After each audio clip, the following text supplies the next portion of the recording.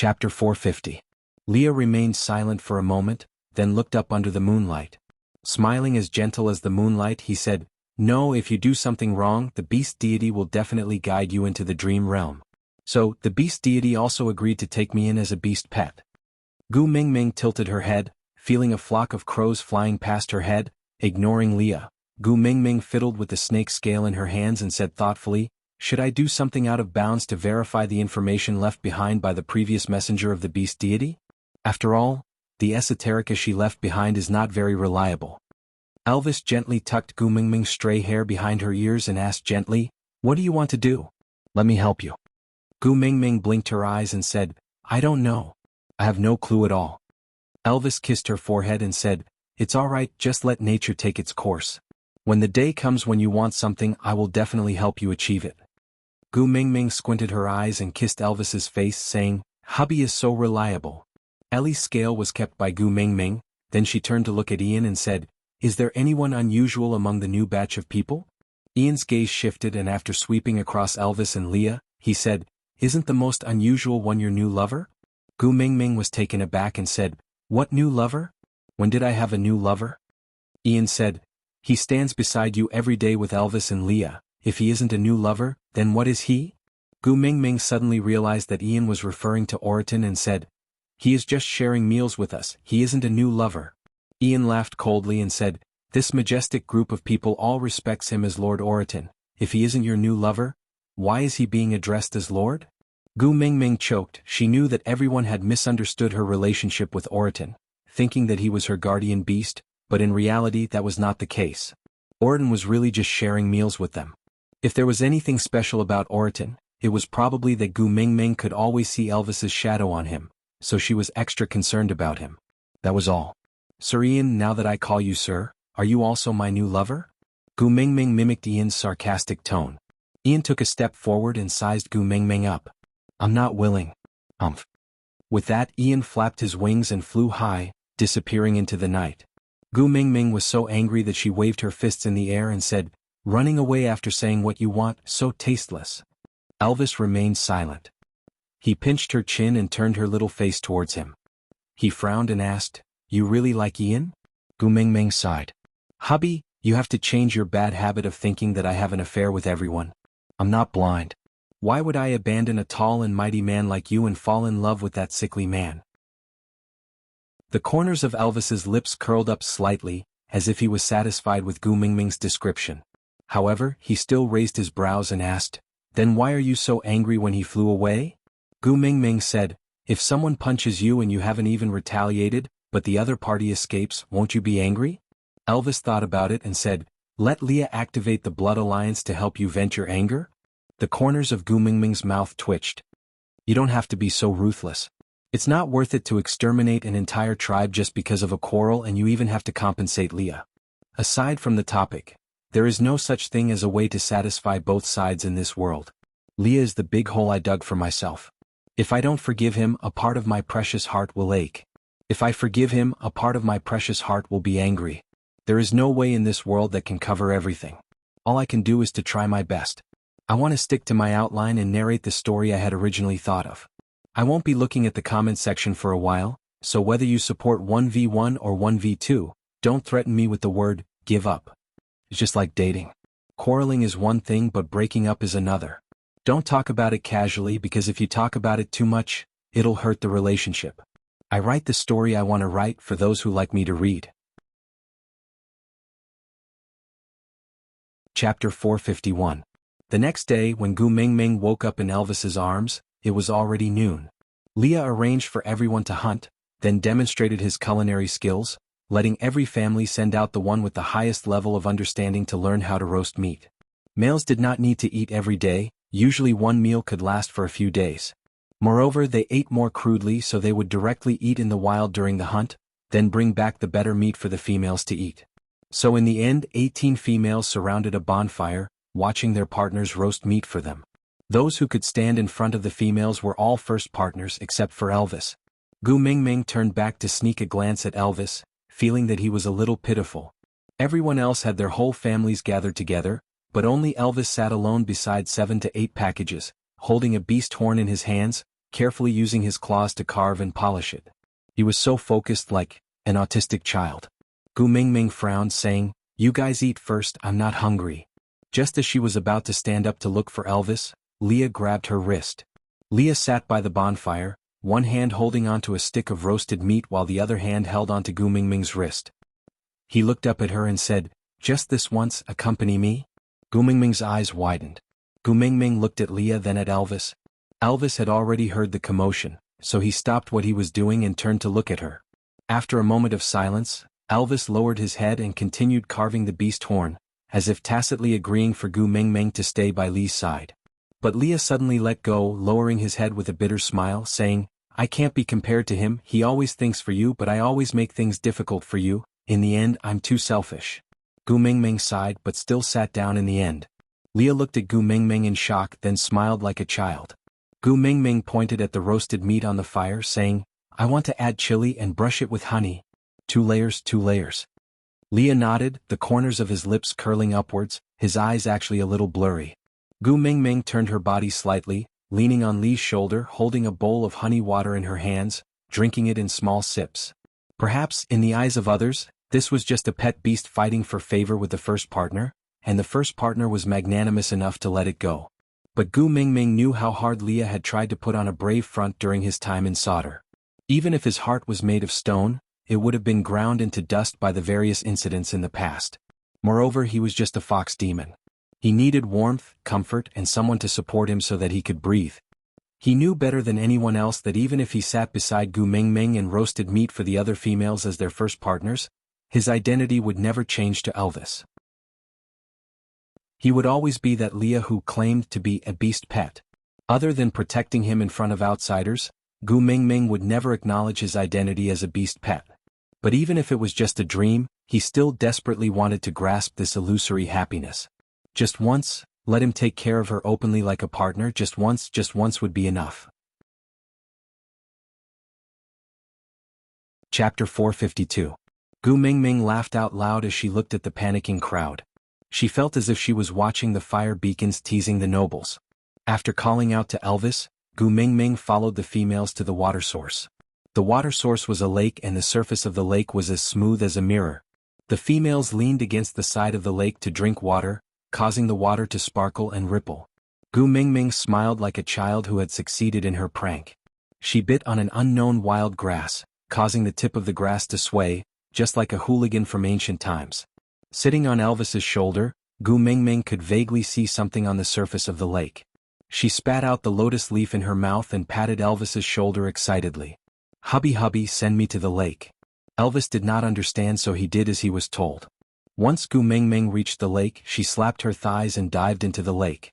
Elvis's chest tightened and his pupils contracted.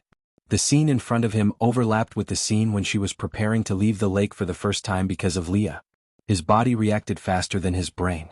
Elvis jumped into the lake with a splash, followed by Leah, then Oriton, followed by the crowd who did not know what was going on. One by one they jumped into the lake. Elvis caught hold of Gu Mingming after swimming for a while. He grabbed her wrist and lifted her out of the water. The water was not deep and only reached the top of Elvis's navel. Gu Mingming wiped the water off her face with one hand and looked at Elvis, who looked like he wanted to kill someone, in confusion. "What are you doing?" Elvis clenched his teeth. "I should be asking you that, right?" Gu Mingming totally did not know why Elvis was angry. She just pointed at a flower in the middle of the lake. "I just wanted to swim over to see if that was a lotus. Why are you angry?" Elvis followed Gu Mingming's line of sight and frowned. "No, there's nothing there." With that, Elvis carried Gu Mingming and walked towards the shore. At the same time, he gave Leah a look and Leah quietly dived into the lake. He pinched off the lotus from its roots and tore it into pieces. Then he swam back as if nothing had happened. Gu Mingming, who was on the shore, faced Elvis, Leah and Oriton. The three of them surrounded Gu Mingming in a triangle. Elvis's face was black, Lee's was cold, and Oriton. He had a poker face and looked at everything with the same expression. Gu Mingming clearly felt that she did not do anything wrong, but with the three of them looking at her like that, she still felt a little guilty. She mumbled, It's just a flower. If you don't want me to look at it, I won't look at it. Do you have to be so angry?" Gu Mingming felt that she did not do anything wrong, but she still felt a little guilty. Was Elvis? Gu Mingming looked at Elvis. Gu Mingming looked at Elvis's claws that were fiercely clawing at her left chest due to the immense pain in his heart. The 4 bloody marks were a ghastly sight to behold. Gu Mingming went forward to hold onto Elvis's wrist and said in a panic, "What are you doing?" "I'm just swimming and looking at the flowers." "Did you have to dig out your heart and commit suicide when you were only 200 meters away?" Chapter 453. Gu Mingming was dumbfounded and asked, "What second time? Didn't I just go into the lake?" When Gu Mingming said lake, she suddenly understood what Elvis meant. Biting her lower lip, Gu Mingming wrapped her arms around Elvis's neck gently and patted his back to comfort him. She said gently, "Silly hubby, do you think I want to go back to the other side through the lake?" Elvis did not say a word and Leah just looked at Gu Mingming with a frown.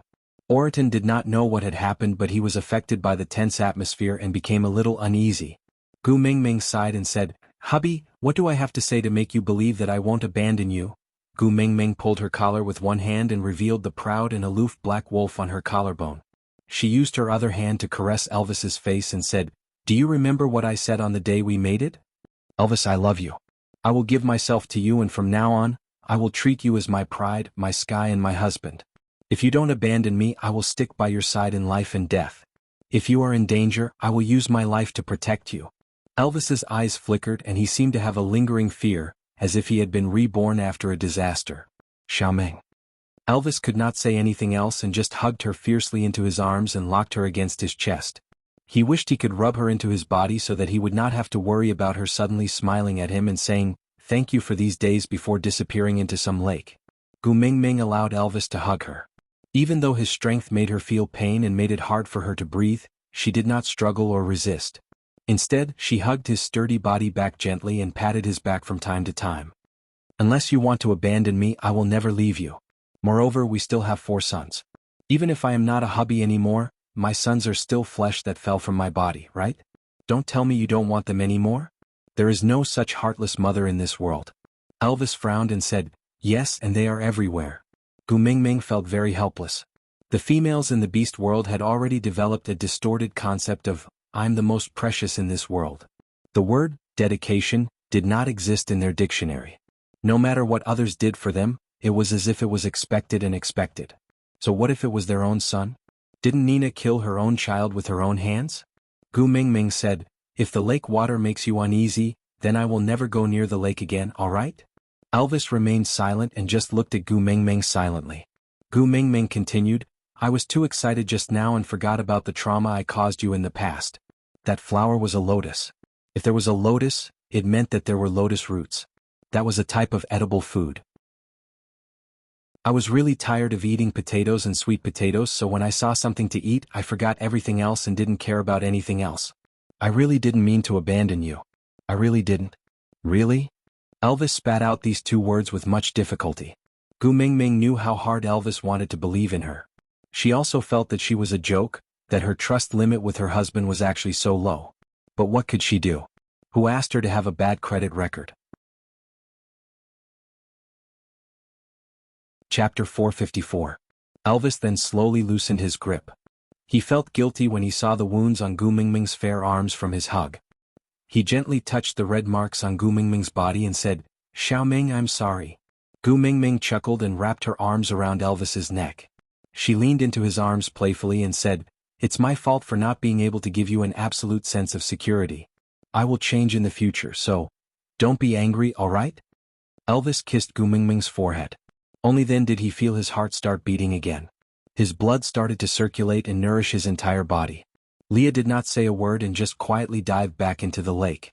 When Gu Mingming realized that he was gone, he had already been soaking in the lake for half a day. "Where did you go?" Gu Mingming stood in the shade at the shore and called out to Leah, who had just been called back by Oriton. She looked at his snow-white and fluffy fur that was stained with mud and looked dirty. Leah transformed into a human 3 steps away from Gu Mingming. There was only a puddle of muddy water left on the ground. He then elegantly took the beast skin dress from Oriton and wrapped it around himself. Then he walked to Gu Mingming and said, "I did not find the lotus root you mentioned just now." Once he said that, Elvis's nerves tensed up again. Gu Mingming held Elvis's hand and turned to look at him. She said, "Keep your uneasiness and listen to my explanation first." Elvis pursed his lips and nodded. Gu Mingming then continued, where there are lotus flowers, there will definitely be lotus roots. But they do not appear at the same time. I went into the lake just now to confirm if that flower was a lotus flower and not to dig for lotus roots. Because lotus roots can only be found after the flower has withered. Leah and Elvis looked at her doubtfully. Gu Mingming really regretted jumping into the lake because of her heartbreak. It was just a moment of recklessness. Now look at how much trouble she had brought to herself. Gu Mingming sighed helplessly and said, how about this, you guys can remember this place first. Wait until August or September, which is before winter, then we will dig again. Then you guys will know if I am speaking the truth or not.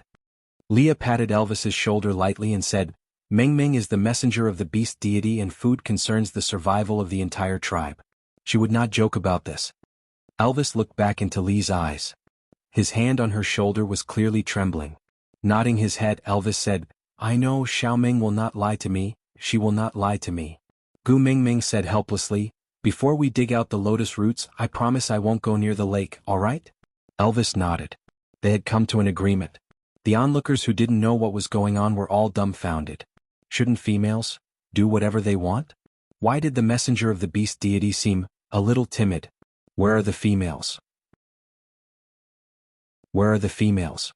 Gu Mingming stretched out her arms and stood in front of Elvis, asking for a hug. Elvis hugged Gu Mingming in his arms without saying a word. Only with such a distance could he feel slightly more at ease. The females didn't dare to eat the roasted meat with chili. In the end, it was all eaten by the males. Then, another round of whose male is least afraid of spicy food competition started inexplicably.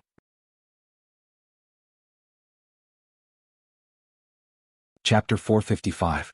After walking for another half a day, they were already out of the forest. Elvis and the rest chose to rest by a stream, preparing to make dinner for the females before setting up camp here to rest. After all, the females had not eaten their fill for lunch. Although they had eaten some wild fruits along the way, how could the delicate females be so easily appeased? It was just that no one dared to make things difficult for Gu Mingming since she did not say anything. But even if the females did not say anything, it did not mean that the males did not feel heartache. Hence, those who went hunting at night were the strongest in the family. Elvis did not go because he knew that Gu Mingming did not have a big appetite and would not feel hungry after eating anything. Hence, he let Oriton go hunting while he and Leah guarded Gu Mingming closely. At the end of the day, he was still feeling uneasy. Gu Mingming did not mind and just let the two fellows follow behind her like tails. Xiaoming, where are you going? Let me carry you. Elvis knew that Gu Mingming understood his uneasiness and felt embarrassed. He could not even give her this little bit of trust. Elvis felt that he was a complete failure as a first partner. But this was the only thing in this world that was his Achilles heel. It made him worry about his gains and losses and be full of ambition. Gu Mingming pouted her lips and said, I think I saw a bamboo forest nearby when I came here. I want to see if there are any bamboo shoots. Elvis carried Gu Mingming in his arms and gave Leah a signal with his eyes. Leah then secretly whistled and several black figures flew past above their heads. The sky was not bright and everyone else was busy taking care of their own females, so no one noticed the commotion here. Elvis asked, what is a bamboo shoot? Is it also food? Gu Mingming nodded and said, yes, bamboo shoots are very delicious. One's life is incomplete without eating bamboo shoots. Elvis remained silent for a moment before asking again, didn't you tell Oriton that one's life is incomplete without eating bird eggs? Gu Mingming pursed her lips and dragged out a long before saying, sigh, your lives are too incomplete. Bird eggs are one part and bamboo shoots are another. Think about it, if you were to return to a time without roasted meat, sweet potatoes and fish, can you still get used to it? Do you feel that your life is incomplete? Elvis remained silent for a moment. In his heart he really felt that it was still all right. But looking at Gu Mingming's passionate eyes, Elvis nodded his head firmly and said, yeah, it's not complete. Gu Mingming had a, see, I knew it, expression as she continued, after you guys eat the bamboo shoots and lotus roots, you guys will realize that your happiness index is multiplying. In an era where food was so scarce, every edible food was a precious gift. Haven't you heard the famous saying of Confucius? Not active in eating, mental problems? Let me tell you, Confucius said so many things, but I think this is the most reasonable one. Elvis nodded his head in confusion. At this moment, a huge bird circled above their heads and flew towards a direction after circling 2 rounds. Elvis and Leah exchanged glances before transforming into their beast form, carrying Gu Mingming on his back and flying away. Chapter 456. Gu Mingming took a step forward and slapped Ian's chest, saying, "Good man, I didn't expect you to be so capable." Ian frowned and took a step back, saying, "Just talk, don't touch me." Gu Mingming rubbed her hands and said, "Leader is the one who can find food, I won't touch you if you say so." Gu Mingming left Ian behind her and dashed into the bamboo forest, looking carefully at the ground with her big eyes. Luckily she inherited Elvis's night vision ability, or else she would definitely not be able to see anything. Elvis and Leah were at a loss as they did not know what Gu Mingming was looking for, so they could only follow behind her and wait for her instructions. Gu Mingming walked for more than 10 steps before suddenly stopping and running away. Elvis and Leah did not understand what was going on, so they quickly followed behind, only to see Gu Mingming squatting in front of a bunch of bamboos, rubbing her hands and looking at the tip of the bamboo shoot with the exact same expression as a pervert teasing a little servant girl, smiling slyly. Leah went forward and squatted beside Gu Mingming, pointing at the small bamboo shoots, asking, "You want to eat this?" Gu Mingming nodded, then turned her head to look around. Leah asked again, "What are you looking for?" Gu Mingming said, "Something that can be used as a tool to dig them out." Leah stretched out his hand and pinched the tip of the bamboo shoot lightly, pulling it upwards seemingly effortlessly. Then the part of the bamboo shoot that was buried in the ground was pulled out. Damn. Gu Mingming could not help but shake her head and clap her hands. God knows how deep the roots of the bamboo shoot were buried in the ground, how could it be pulled out with bare hands? Stop.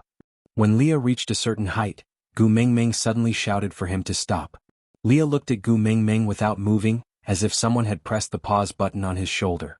Gu Mingming pointed at a spot on the bamboo shoot and said, "Come, cut it from here, we only need the top part, there's no need to uproot it." Leah did as he was told and cut the bamboo shoot neatly, then gave it to Gu Mingming. Gu Mingming looked at the thick and tender bamboo shoot with a lecherous smile. She touched the bamboo shoot's clothes as if she was taking off a servant's doo-doo. Elvis walked forward and without saying a word, he directly took the bamboo shoot from Gu Mingming's hands and took a bite. Then he started chewing in front of Gu Mingming. Gu Mingming was shocked. "You eat raw potatoes, sweet potatoes, and now bamboo shoots?" Elvis looked at Gu Mingming with an expression as if he was eating sh*t. He swallowed the bamboo shoot with difficulty and said, "You can dig bamboo shoots, but you can only eat them when I'm still fine tomorrow." Gu Mingming was taken aback. She then reacted and asked, "So you have been testing for me all along?"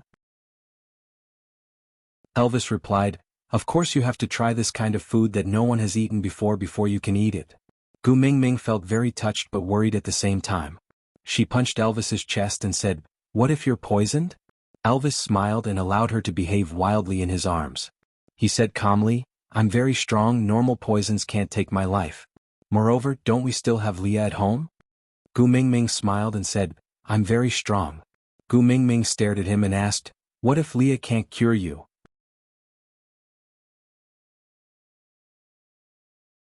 Chapter 457. Gu Mingming looked at Elvis and remained silent for a moment. It was undeniable that Elvis's deep love moved her, but accompanying it was a strong sense of unease. Gu Mingming wrapped her arms around Elvis's waist and placed her little face on his chest. She said slowly, "You promised not to leave me behind?" Elvis hugged Gu Mingming back and enjoyed her dependence. "I swear I will not leave you behind." Gu Mingming looked up and met Elvis's affectionate eyes. She raised her eyebrows unknowingly and put on a pitiful expression, saying, "But if you die, won't you be abandoning me?" Elvis leaned over and kissed Gu Mingming's forehead. "Silly girl, even if I die, my soul will always be by your side." Gu Mingming twitched her lips. "Yeah, your soul will stay by my side and watch how others bully me?" Elvis was taken aback. "No, you will never be bullied by others. Even without me you still have Leah, Ian and the Eagle Owl tribe, Barit and Oriton, and the entire Saint Nazir," Gu Mingming said, "but they are not my hubby. Without you, my sons and I will become orphans and widows. It will be very pitiful."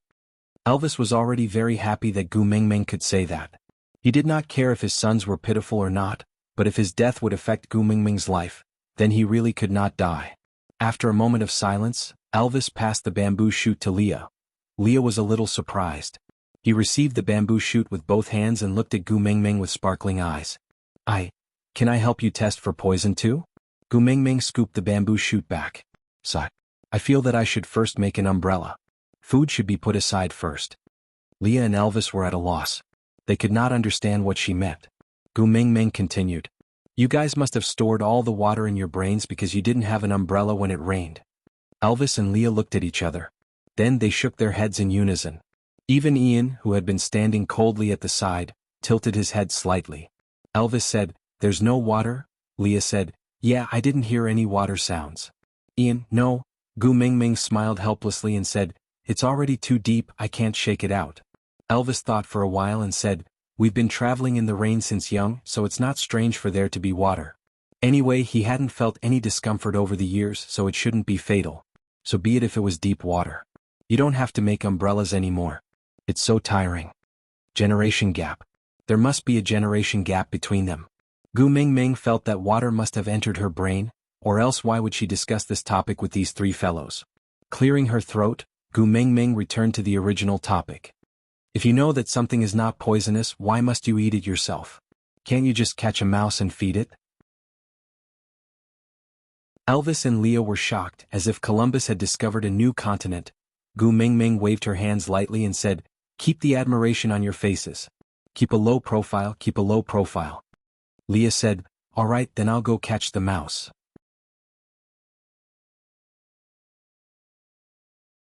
Chapter 458. Gu Mingming had no doubt that with Elvis and Lee's behavior of digging deep holes to accumulate food, if she did not instruct them, they would have caught all the rats within 100 miles radius. Elvis and Leah nodded their heads to indicate that they understood, then continued plucking bamboo shoots. Elvis was not as good at controlling his strength as Leah. He often crushed the bamboo shoots into pieces but could not pluck them out. In the end, Leah simply told him not to create trouble and just accompany Gu Mingming properly. While Leah was plucking bamboo shoots, Gu Mingming held onto a bamboo that was as thick as her arm, sizing it up and down and making gestures. Elvis saw that she was interested in this bamboo, so he asked, "Can this be eaten too?" Gu Mingming shook her head and said, "Even pandas don't eat such thick bamboo, not to mention humans." Then, Elvis did not understand. Gu Mingming patted the bamboo and said, "Hubby, cut it for me from here, I want this bamboo." Elvis replied, "All right." Elvis wrapped his arm around Gu Mingming's waist and protected her in his arms. His other hand turned into a sharp claw and with a light wave, the bamboo was broken into two with a creak. The bamboo leaves rustled and fell towards one direction. Elvis's palm faced upwards and caught the bamboo steadily, then he let go of Gu Mingming's waist and said, "Can I just bring the whole bamboo back?" Gu Mingming shook her head and said, "Hubby, put it down first, let me take a good look at it." Elvis adjusted the angle and placed the bamboo on the ground. Gu Mingming squatted down and looked for a long time before saying, "Hubby, here, give me another claw." Elvis did as he was told. Gu Mingming picked up the section that was cut off and smiled happily. "Look, drink the water cup." Gu Mingming said, "This bamboo joint is solid and the bamboo tube is hollow. As long as you cut it at the right place, it will become a ready-made water cup." Elvis looked at the 5 meters long bamboo and asked, "You need so many water cups?" Gu Mingming shook her head and said, "That's not necessary, I only need 10. Elvis asked, 10?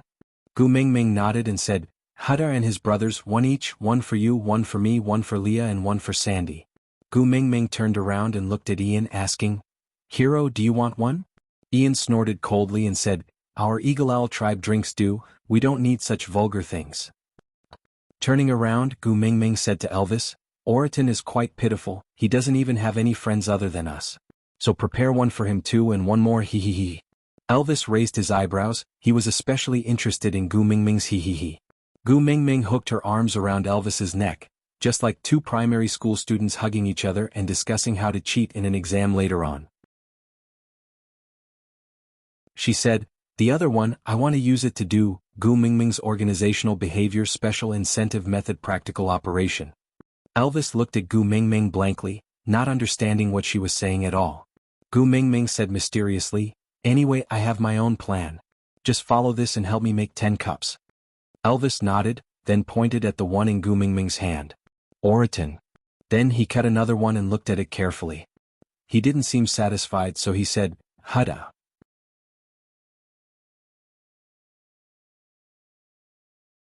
Chapter 459. Elvis cut until he reached the 7th one, before taking out a bamboo cup with a clean cut and no hair at all in satisfaction. He handed it to Gu Mingming and said, "Mingming's?" Gu Mingming took over her cup and smiled happily. Elvis cut another one and said, "Mine." Gu Mingming took over Elvis's cups and held them in each hand to study. Meanwhile, Elvis casually cut the remaining 2 cups carelessly. Gu Mingming took out the snake scale that Ellie gave her and used the sharp edge to carefully engrave the words Gu Mingming on it. Then she engraved her name on Elvis's cup. She then passed Elvis's cup to him and said, "Here, this way we won't get mixed up." Elvis took over the cup and looked at the mark on it that he did not recognize at all. He would not tell Gu Mingming that even if there was no mark, the orcs would not recognize their own things wrongly. But with the mark she added, this cup looked especially different. After Elvis finished his work, Leah had already plucked bamboo shoots as high as a small mountain. Gu Mingming hurriedly stopped him and said, all right, if you continue this bamboo forest will not be able to continue. Leave some for others, we just need enough to eat." Leah looked at the small pile of bamboo shoots and frowned. "So little? Enough to eat?" Gu Mingming said, "It's the rainy season now and the humidity is high. If there's too much, it will go bad easily and it will be a waste." Leah said, "Can't we pickle it?" Gu Mingming's lips twitched and she said, "Pickle bamboo shoots? Forget it, eat something fresh, how can we always eat pickled vegetables?" Leah nodded and said, "All right, I'll listen to you. I will help you pluck when you want to eat it." Gu Mingming smiled and nodded. Then she took out a cup from her arms and passed it to Leah. "Here, it's yours." Leah had been listening to Elvis and Gu Mingming's conversation all along, so he knew that one of the cups was for him. But when Gu Mingming really handed it to him, Leah was still a little excited. After all, this was the first time Gu Mingming gave him a present. Leah held the cup in his hands carefully, as if he was holding a rare treasure. Gift-givers always hoped that their gifts would be liked and Gu Mingming was no exception. Seeing how much Leah treasured it, she said, "How about I carve a name for you too?" Leah asked excitedly, "Can I? You can also carve a name for me?" Gu Mingming took over Lee's cup and said, "Aya, isn't it just a matter of a few strokes?" Using snake scales to carve words was obviously not as good-looking as using a pen, but since everyone was illiterate they did not know what she had written, so she did not feel embarrassed. When she passed the cup with the words Leah engraved on it back to Leah, he did not take the cup. Instead, he held onto Gu Mingming's wrist and pulled her into his arms. "Gu Mingming, thank you. Today, I'm very happy. When we were eating, and now, thank you. Thank you." Gu Mingming was not prepared for Leah to suddenly hug her. Feeling a little uncomfortable, she wanted to push him away, but hesitated. After a moment of silence, Gu Mingming replied, "The cup was made by Elvis. When we were eating, it was also you who took care of me. I should be the one thanking you. What you have done for me is much more than what I have done for you." Leah chuckled and slowly let go of Gu Mingming. Then, he used his finger to lift her chin gently and asked, "Then are you going to repay me with your body?" Aside from the topic, today's update is over. See you tomorrow, babies. Also, the great editor said that he will arrange for a big recommendation for me in March. He asked me to save more chapters and prepare for an explosion of chapters. It would be a little difficult to save chapters with 9,000 chapters a day, but Susu will work hard.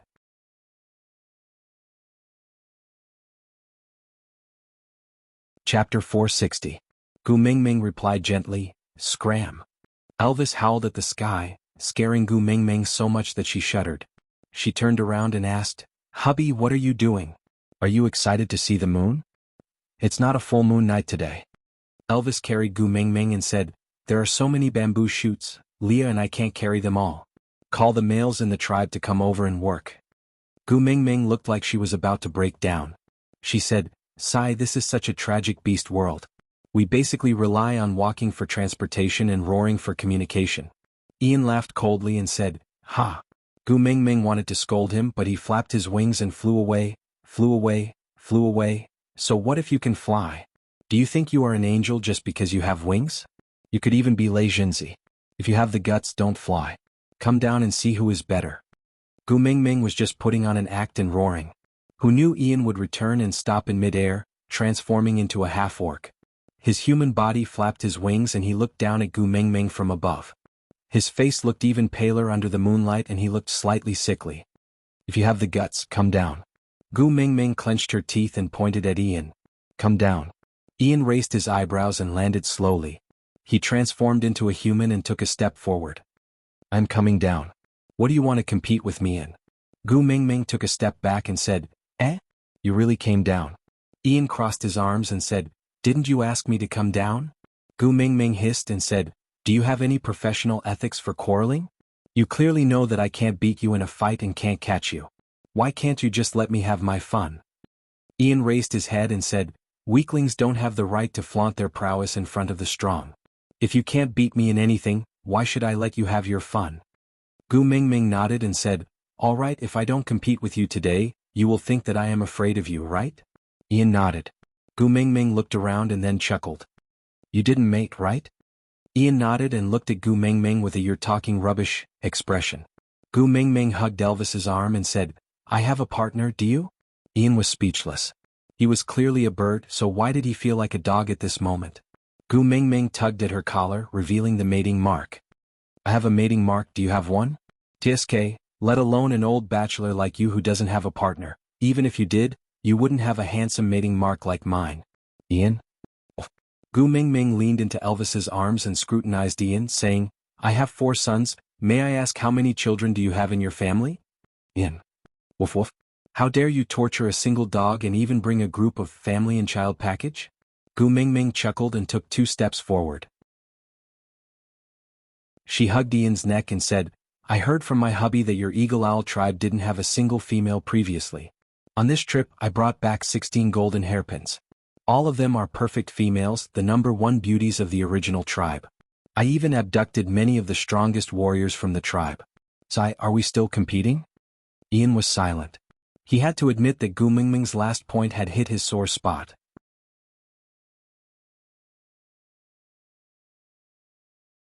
Chapter 461.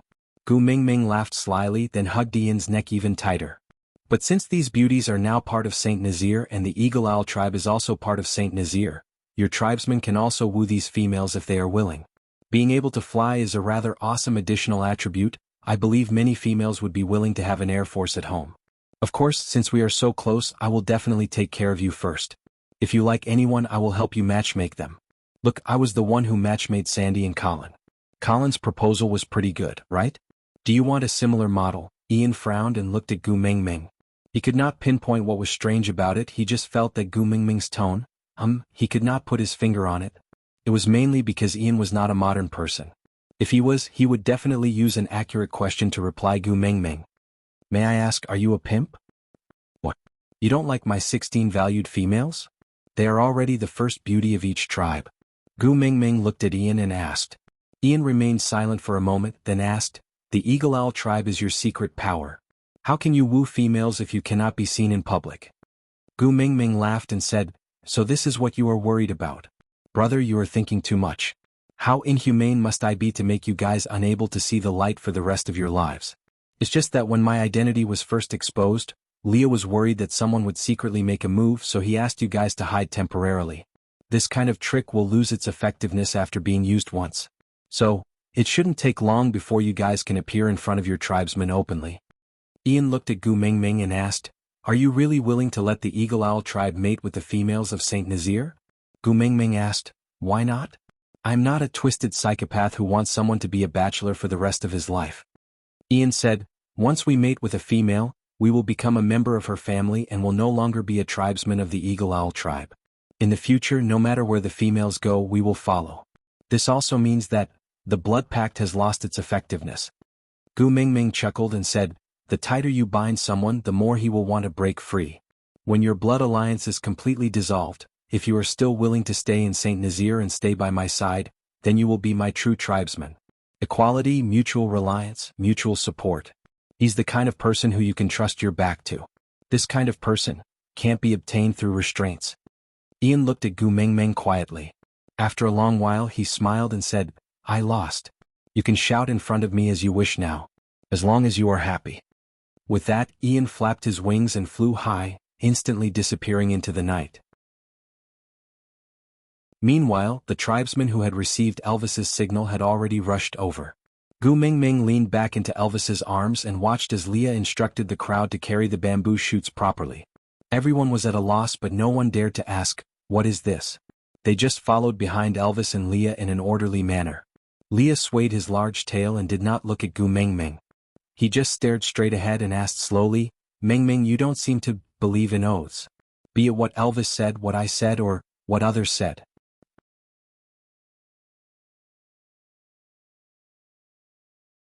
Chapter 462. Gu Mingming recalled the things that happened after she came to the beast world. Although Elvis and Leah had always treated her well before they mated, no matter how much they promised and swore to her, she had never trusted them completely. There was always an obvious uneasiness in her heart. Even on the day she confirmed her relationship with Leah, she still thought that Leah would eat her up. After that, after experiencing many things, Elvis's companionship and warmth slowly made her open up her heart to her. Trust was a luxury, and she had once thought that she no longer possessed such an ability. Smiling, Gu Mingming replied, "Don't believe words easily, people will not betray me. Don't make promises easily, I will not betray others. Haven't you heard of it? There's only a fine line between promises and lies. The former requires the speaker to take it seriously, while the latter requires the listener to take it seriously. So, this is the most unreliable thing, how can I trust it?" Leah turned his head and looked at Gu Mingming, asking, "You don't trust promises but trust people's hearts?" Gu Mingming knew that Leah was asking her about allowing the Eagle Owl tribe to mate with the females in the tribe, so she smiled and replied, "I don't trust people's hearts, I trust you guys." Leah was taken aback, and even Elvis stopped in his tracks to look at Gu Mingming.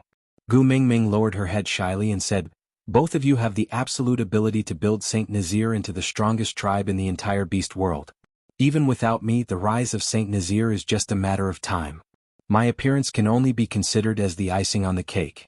A strong tribe will never lack loyal subjects." No. Elvis kissed Gu Mingming's little hand gently and said, "Without you, Saint Nazir would just be a cold shell. You're the one who gave Saint Nazir hope, you're the one who gave life to Leah and me. You're not just the icing on the cake, you're the only key to our fate." Gu Mingming's heart thumped at Elvis's serious attitude. She hugged Elvis's neck and gently placed her forehead against his, saying, "Silly hubby, do you know? Before I met you, I was an unmarriageable person." Elvis looked at Gu Mingming and did not interrupt, just quietly listening to her narration. "I don't have any sense of identity or trust in marriage. I don't need to tell you the reason, but you know it." The corner of Gu Mingming's eyes drifted to the tribesman behind her. She had already lied about being the daughter of the beast deity, so she definitely could not mention her parents' divorce in front of outsiders in the future. But previously in Solder, she had mentioned it to Leah and Elvis. Gu Mingming believed that the two of them would not forget what she said. Sure enough, Elvis and Lee's eyes darkened as heartache appeared on their faces.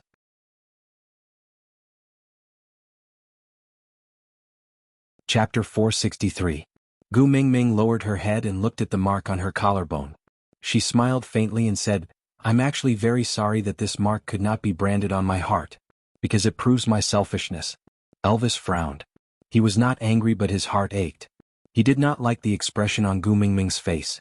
She was clearly smiling but looked so sad. Gu Mingming said, "Initially, I agreed to mate with you because the atmosphere was too confusing. Another reason was that I did not want to be alone anymore. I believed you. I felt that if it was you, you would definitely not betray me or abandon me. So, at that time I selfishly wanted to possess you and capture you. But I did not love you deeply. If we only mated now, I believe that your mark would definitely be on my heart." Elvis gazed into Gu Mingming's eyes gently. His blue pupils seemed to have condensed all the deep emotions under the night sky on her. He slowly opened his mouth. His voice was low and melodious like a cello. "Xiaoming, thank you for your selfishness, because it gave me a lifetime of happiness." "You don't blame me, Mark?" Gu Mingming looked at Elvis. She wanted to say something but stopped. Elvis shook his head and said, "To be able to leave my mark on your body is already a blessing of 3 lifetimes. To be able to be so close to my heart, how can I blame you?" Leah remained silent for a long time before finally saying, "Gu Mingming, I'm sorry." Gu Mingming was taken aback. She thought about what she said to Elvis. From Lee's perspective, he must have been blaming him for the lie he made up to make her accept Elvis. Just as she was about to explain, Leah spoke first. "After that incident, I thought of many ways to remedy it. But I still owe you a complete apology. I was too arrogant. I always felt that everything was going according to my plan. I neglected your feelings and caused you to be hurt again." Lee's expression was too solemn. This made Gu Mingming's heart tug hard. He himself was covered in wounds and wounds. How could she ask him to consider the past, the present, and the future for someone he didn't even know? Gu Mingming suddenly smiled. She patted Lee's shoulder and said, "Compared to an apology, I want to hear a confession more." Leah looked up with disbelief in his eyes, but when he saw Gu Mingming's sly smile, he knew that he was thinking too much. Gu Mingming replied, because I can reject a confession but I can't apologize. As expected, Leah took a deep breath and changed back to his usual seductive and affectionate look. He leaned against Elvis and rested his chin on Elvis's shoulder. He wagged his large tail in front of Gu Mingming and said, "You obviously enjoy the feeling of me being by your side, right?" Gu Mingming scoffed and said, "How is that possible? I can't wait to find a senior monk to deal with you, you evildoer." But Leah did not believe her and said, "Then why did you ask me to scram back the other time? You even said that if I don't return to your side, you will ask Elvis to break my legs." Gu Mingming was deeply worried about her intelligence and regretted for the 10086th time that she should not have been rash and fallen into this cunning fox's trap. Clenching her teeth, Gu Mingming said, "I'm just afraid that Oraton's good cabbage will be taken away by you, you sly fox."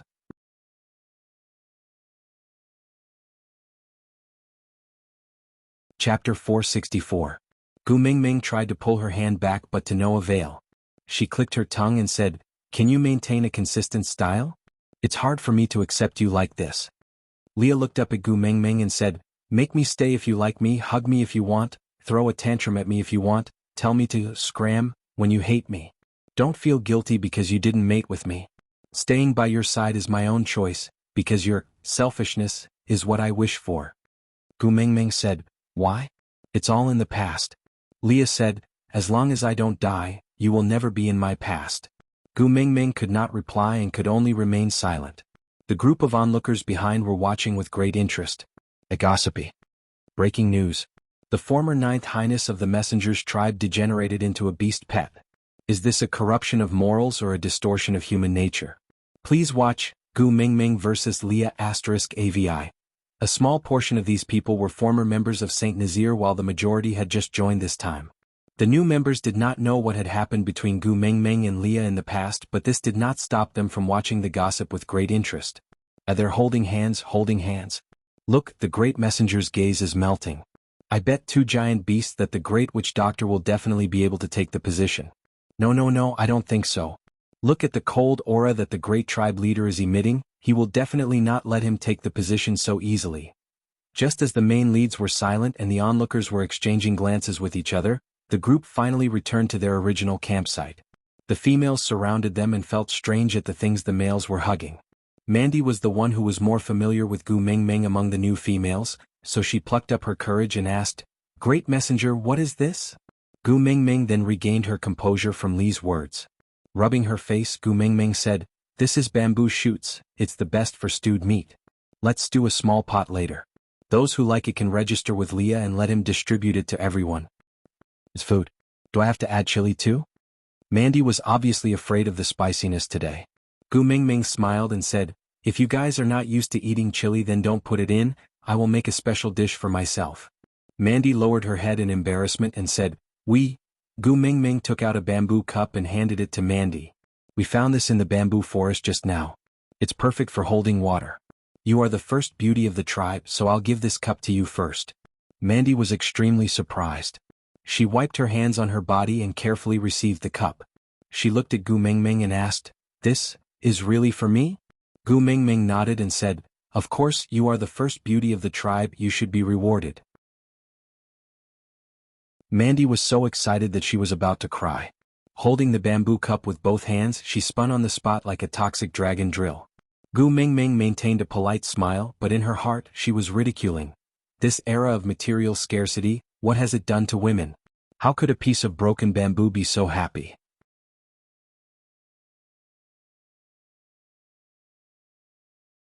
Chapter 465.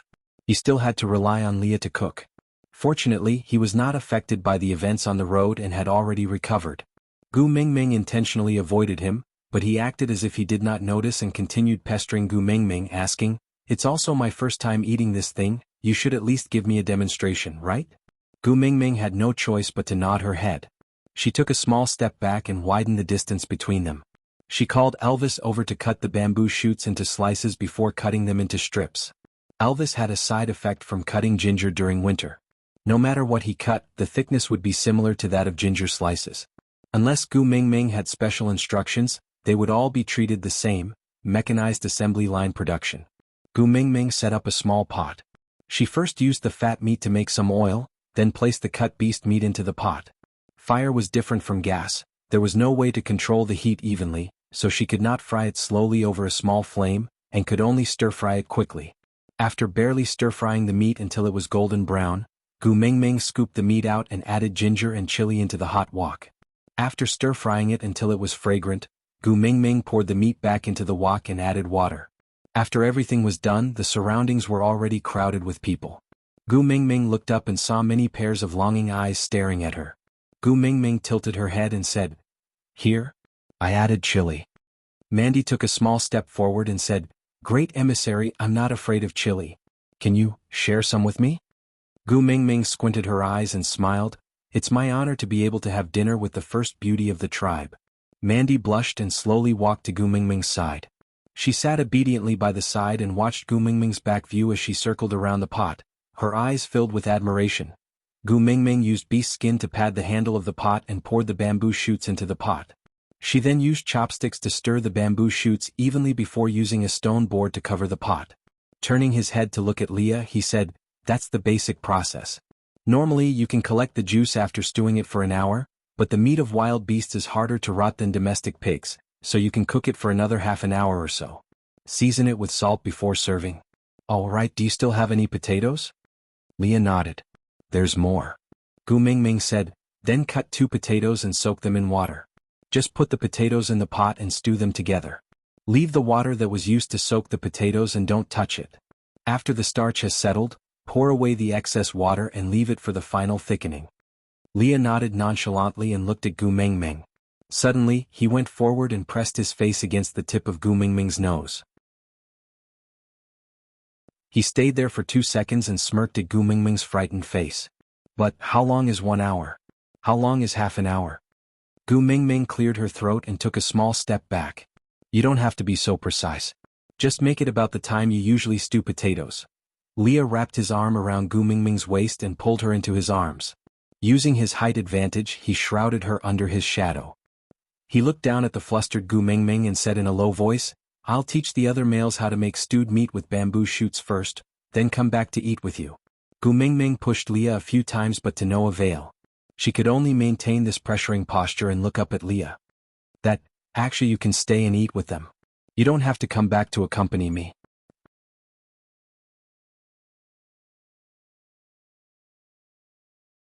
Chapter 466. Gu Mingming laughed dryly and said, Make more and ask Oriton to come over and eat with us." Leah leaned forward and approached Gu Mingming slowly. Gu Mingming retreated with all her might until her spine was bent to its limit. She had no choice but to place her hand on Lee's chest and stuttered, What are you doing?" Lee's long and narrow eyes were filled with sadness and he said in a low voice, "The more I ask you to be more selfish towards me, the more you want to push me away?" Gu Mingming remained silent and did not reply. Leah hooked Gu Mingming's chin with one hand and did not allow her to avoid his eyes. He then said softly, "You drew a boundary and did not allow me to cross it. I can only stand at the boundary and look at you that I cannot touch no matter how long I stretch out my arms. Greed and desire have forced me to break through that boundary again and again to get closer to you, but you always escape even further the moment I cross the boundary. I don't want much, I just want to push the boundary a little closer to you so that I can touch you with my fingertips when I stretch out my arms with all my might. Then I will know my place and not cross it, just a little bit will do so that I can reach you, just a little bit." Gu Mingming pursed her lips and remained silent for a long time before saying, "Maybe the scenery behind you is even more beautiful. Why don't you try turning around?" Leah laughed, a rather miserable laugh, and asked, "You are abandoning me?" Gu Mingming did not say anything and just frowned. Leah suddenly let out an ah sound as if he had suddenly realized something and said, "Yes, in your eyes and in your heart, I am no longer the daddy Leah from before. You have never allowed me to become your male, so, abandoning, to me, is a luxurious word." Leah let go, turned around and stood still. "I will go teach the males how to stew bamboo shoots and then stay there to eat with them. You don't have to let Oriton go there because of me. Although I am not the one who is favored, but I am also happy to have another person by your side who can make you happy." With that, Leah slowly walked to the side and did not look back again. Lee's body heat still lingered on Gu Mingming's body, and when the night breeze blew, it disappeared without a trace. Winter was clearly over, but it was still so cold. Elvis hugged Gu Mengmeng from behind and kissed her forehead.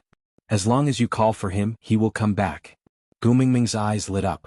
Gu Mengmeng shook her head. Maybe I should let him live. Elvis was confused. Gu Mengmeng said, we have a famous saying there, if you love, please love deeply. If you abandon, please be thorough. Don't be ambiguous and hurt yourself and others. Elvis remained silent and did not speak. Gu Mengmeng stood behind Leah and stared at his back as he demonstrated how to make bamboo shoots stew meat in the crowd. She said, maybe from the start I shouldn't have taken a laissez-faire attitude and given him a buffer period. This kind of attitude made it harder for him to let go. It was hard for him to give up and he was at a loss for what to do. Elvis kissed her hair and said, no, you're not wrong. If you hadn't been soft-hearted back then, Leah might not have survived that winter. Gu Mengmeng looked up in confusion.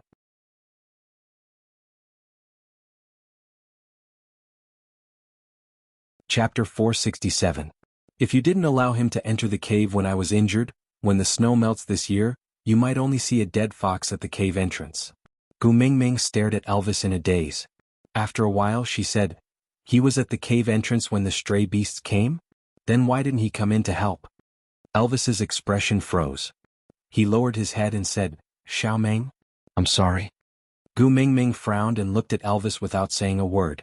Elvis pursed his lips and said, I pretended to faint during the battle to create a chance for Leah to enter the cave. I was afraid that you would be too embarrassed to mate with him because I was awake, so that, don't be angry. Gu Mengmeng turned her head away, not wanting to say a word to Elvis. Elvis was like a child who had done something wrong. He followed behind Gu Mengmeng and pulled her hand. I know I was wrong. I shouldn't have lied to you and pretended to faint to make you worry. But Leah could not hold on any longer. If I had done that, he would have died in the snow.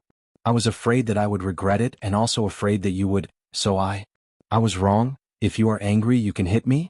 Or twist my ears? As Elvis said that, he transformed his pair of wolf ears and placed Gu Mengmeng's little hands on his ears. He bent down to accommodate Gu Mengmeng's height. I promise I won't hide. Twist my ears until you vent your anger, all right? Gu Mengmeng sighed. If I remember correctly, we had just mated when the stray beasts rushed into the cave, right? Elvis, do you really love me? Elvis was completely frozen. He hugged Gu Mengmeng tightly in his arms. I know you are angry. I will accept any punishment you want, but you are not allowed to leave me. Not allowed. Do you love me? This was a very serious question. Because Elvis clearly remembered what Gu Mengmeng had said before. If you have a change of heart in the future, I will bring my sons back to where I came from and never come back again. I will make sure that you will never find us again. After experiencing Gu Mengmeng's jumping into the lake incident in the afternoon, Elvis was extremely sensitive. He was too afraid that Gu Mengmeng would leave him. He did not know if Gu Mengmeng would be disappointed in him, suspect his feelings and waver in her decision to stay. Gu Mengmeng took a deep breath. I did not say I want to leave you. I just asked you, do you really love me? Elvis hugged Gu Mengmeng tightly and refused to let go. He desperately wanted to prove his love but realized that all his words were so pale and powerless. He did not know what to say to make Gu Mengmeng believe that the reason he helped Leah create that kind of opportunity was precisely because he loved her too much and did not want her to be unhappy in the slightest. After pondering for a long while, Elvis held her hand and placed her palm on his chest, saying, If I dig it out for you to see, then you won't leave, all right? Gu Mengmeng's heart trembled. Gu Mengmeng felt the vibration coming from her palm and only spoke after a long while. You don't have to use this method to keep me here. My son is still here, so I won't leave. With that, Gu Mengmeng retracted her hand. Elvis refused to let go. He was afraid that she would injure herself with brute force, so he could only use his other hand to hug her waist tightly to secure her in his arms. Frowning, Elvis could feel the uneasiness in his chest that was throbbing in unease. You don't even dare to say you love me. Why are you still hugging me? Let go of me. Gu Mengmeng twisted and struggled, kicking and hitting Elvis.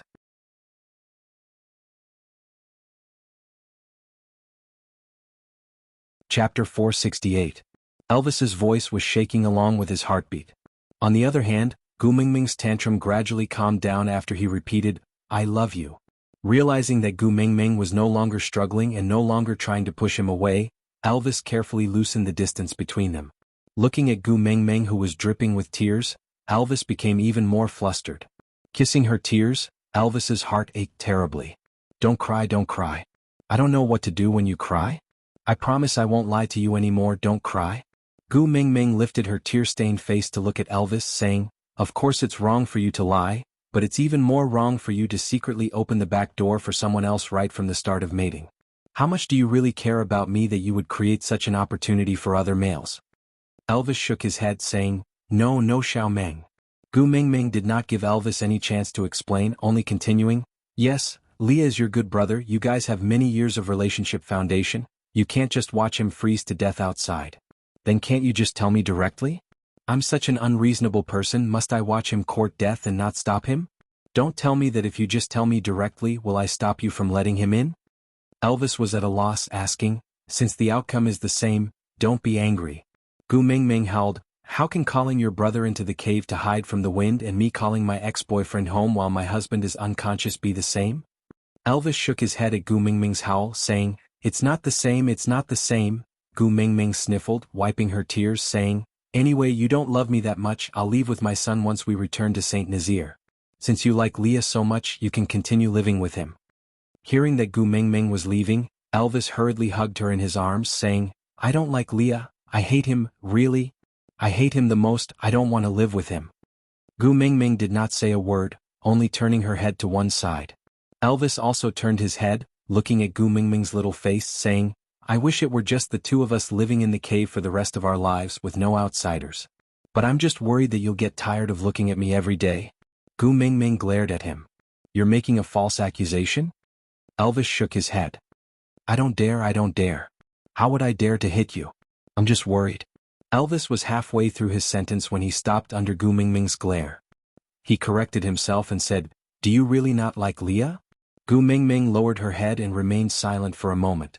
Then she replied gloomily, maybe. I still like him from the bottom of my heart. That was why I allowed him to pester me with all sorts of excuses. If I wanted to avoid him, I could definitely avoid him. But I indulged him. He was right, in fact, I quite enjoyed being surrounded by him in every possible way. I rejected him and refused to give him a response, but at the same time I accepted his kindness. This is very selfish, the behavior of a scumbag. Elvis wanted to say something but did not say anything in the end. He just hugged her in his arms and patted her back lightly. Because of the strange atmosphere between the messenger of the beast deity, tribe leader and witch doctor, everyone was extremely cautious, afraid that they might get into trouble. For the next 2 days, everyone set off when Gu Mingming said to go. When Gu Mingming said to stop, everyone stood at attention. Even the pampered females did not dare to complain. Finally, on the afternoon of the second day, Gu Mingming and the rest returned to Saint Nazaire. Aside from the topic, an unforgettable night, audience friends, it's time to say goodbye to everyone again.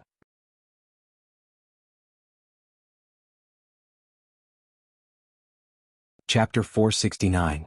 On the day they returned to the tribe, Leah was chased out of Elvis's cave by Gu Mingming. He stood at the outskirts of Elvis's territory and stared straight at the entrance of the cave. In the past he had also stood here before. That time the weather was still very cold and he was also in despair. Other than Leah, Elvis was also ordered to move to the outermost room of the cave, while Gu Mingming and her 4 sons stayed in the innermost room. The people brought back from Sadr were handed over to Barit and Colin to make arrangements. The 16 valued females would choose their homes and territories in turn, then dig a cave. But Gu Mingming naturally did not need to worry about these trivial matters, so she just stayed in the cave to accompany her sons and did not go anywhere else. But even if she did not go out, it did not mean that the people outside would not come in.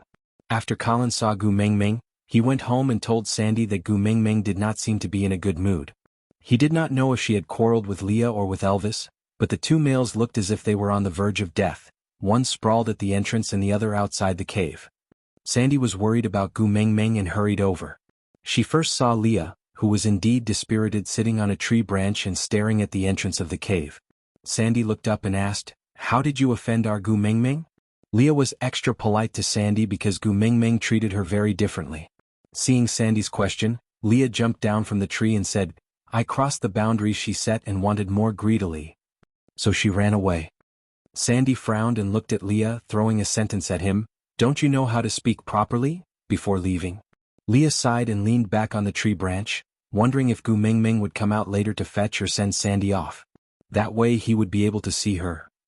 Sandy walked past Elvis and glanced at the listless Elvis, asking, "What about you? How did you offend our Gu Meng Meng again?" Elvis did not even lift his head and sighed, "My lie was discovered."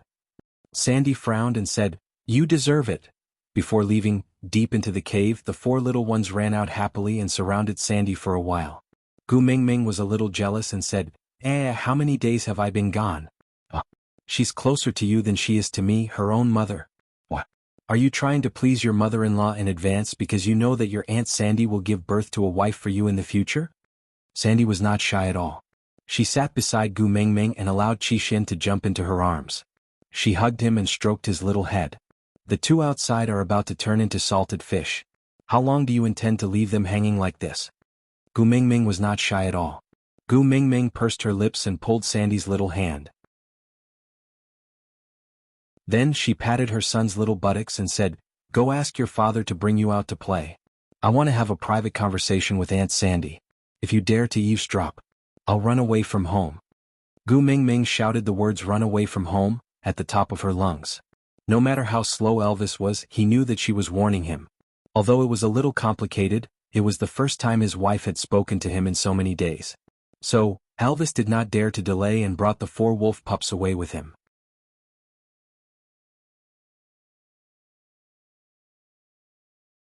Chapter 470. Gu Ming Ming nodded and heaved a sigh of relief. She hugged Sandy's waist and leaned into her arms, just like how Sandy had leaned into her arms when she was injured. Gu Ming Ming whimpered and looked up at Sandy. "Sandy, I feel so terrible." Sandy gently caressed Gu Ming Ming's hair and said, "Both of them know their mistakes. If you are still angry, let them fight each other until their faces are all swollen, then you can calm down and forgive them." Gu Ming Ming's eyes were filled with tears. Gu Ming Ming smiled. "This time they are not in the wrong. It's me." Sandy widened her eyes. "How could you be wrong? You are the messenger of the beast deity, Gu Ming Ming." Gu Ming Ming rubbed Sandy's round little face and said, "But the messenger of the beast deity is also human. There are times when she is greedy, weak, at a loss of what to do, and when she lies to herself." Sandy could not understand such profound words. But she knew that Gu Ming Ming was really feeling terrible now. She had never seen Gu Ming Ming so depressed before. Her heart ached for her and she frowned. Sandy asked gently, "Then what exactly happened? Can you tell me about it?" Gu Ming Ming thought for a while but realized that she did not know where to start. She gave a bitter laugh and sighed, "I mated with Elvis, but I can't forget about Leah. I had both sides in my hands and all three of us were tortured. Leah did not even have a title and was despised by everyone. Elvis was even worse. His newlywed wife had an affair and was mentally cheating on him. Not only did he have to pretend to be deaf and mute, he even cooperated with his wife to smash the wall because he was worried that he would be abandoned. Two outstanding males were suffering because of my selfishness. But none of them came to blame me. Instead, they coaxed me, gave in to me and took care of me. They were afraid that I would be the slightest bit unhappy." Sandy blinked her eyes and asked, "Isn't that good? Then why are you angry?" Gu Ming Ming looked up. "Good. What's so good about it? I couldn't let go of Leah, so I was being disloyal to Elvis. I let Leah have fantasies about me, but I couldn't give him a title, so I was being disloyal. I was the one who was being disloyal and unjust, so I was filled with guilt every day when I faced these two males. The more I wanted to make it up to them, the more I owed them. I can't breathe anymore." Sandy asked, "Didn't you already give Leah a status?" Gu Ming Ming looked at Sandy with a dumbfounded expression. "What do you mean?" "Three big words." Sandy asked, "Isn't he your pet?" "Everyone in Saint Nazaire knows."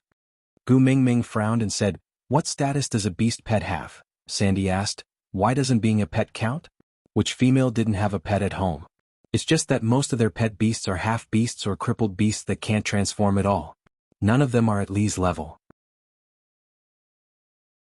Gu Ming Ming stared at Sandy in a daze, not knowing what to say for a moment. What the F*** CK? Keeping a courtesan as a mistress is a F** king convention?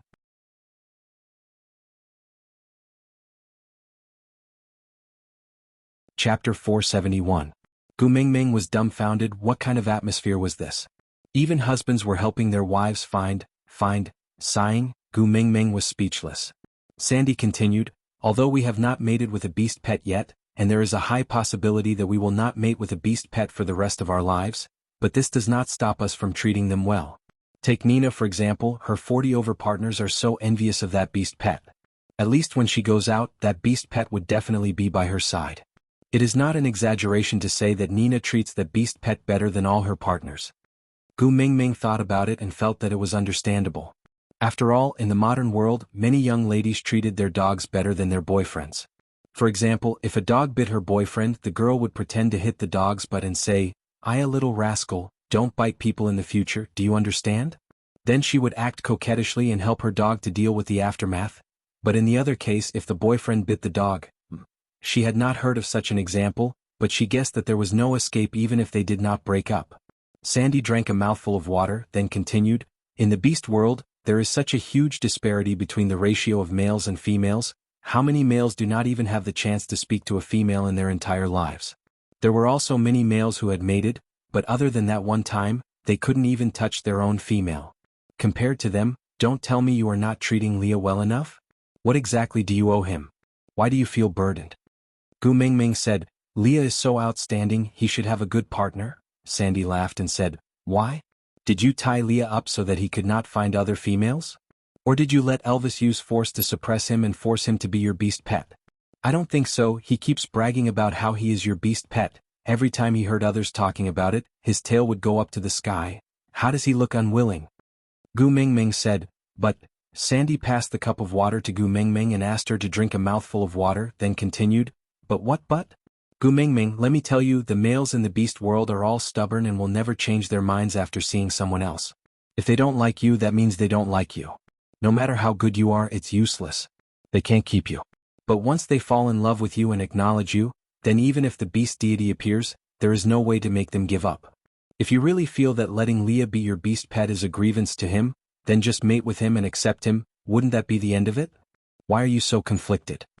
Gu Mingming bit her lip and said, "I just mated with Elvis, it hasn't even been half a year." Sandy stared at him and asked, "What?" Elvis objected. Gu Mingming hurriedly shook her head and pulled Sandy, who looked like he was going to argue with Elvis. Elvis did not object, on the contrary, he even created opportunities for Leah. Sandy sat down and said, "That's more like it. In the beast world, it was a taboo for males to stop females from mating, because if a female had too few partners, she would not be able to receive the best care. Females were originally weaker than males, they would die if they were not careful, so they must receive the best care in all aspects. Furthermore, if the female has too few partners, it will also lead to a lack of reproduction. Some races have perished because of this." Aside from the topic, ask who still hates Sandy now.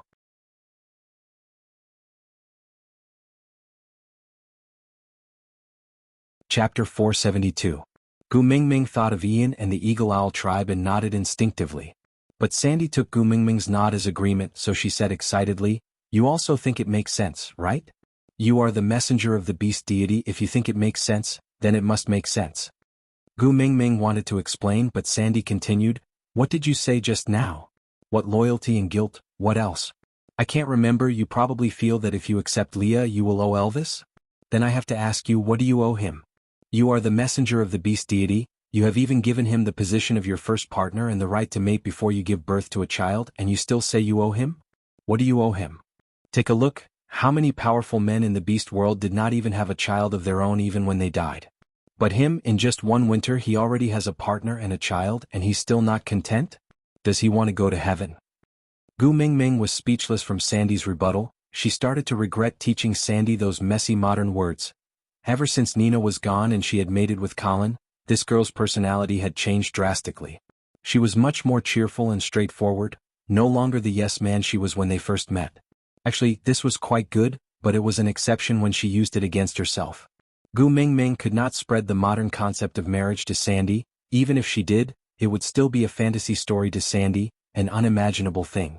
The ratio of males to females in the beast world meant that the modern concept of marriage would be conserved.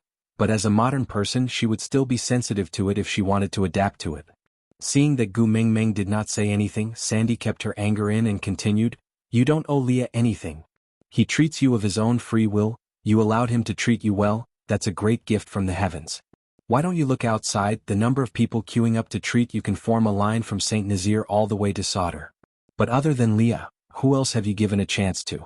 But let me tell you, although no one knows what Leah had experienced in the past, I can tell that before he met you, Leah seemed seemed to be using an extreme cruelty to squander his life, cruel to others and even more cruel to himself. Gu Mingming remained silent. What exactly did Leah go through? She had only heard Elvis talk about it. Leah had avoided the important parts and talked about the trivial, so that she could piece together a vague outline. But as for the details, unless Leah was willing to tell her, no one else would know what he had gone through. Sandy drank a mouthful of water and continued, "But ever since he met you, he has become a different person. No, it should be said that the Leah of the past had always lived in the night, and you were like the sun, lighting up his world and granting him a new life." "Do you know when was the first time I saw Leah smile?" Meng asked. "When?"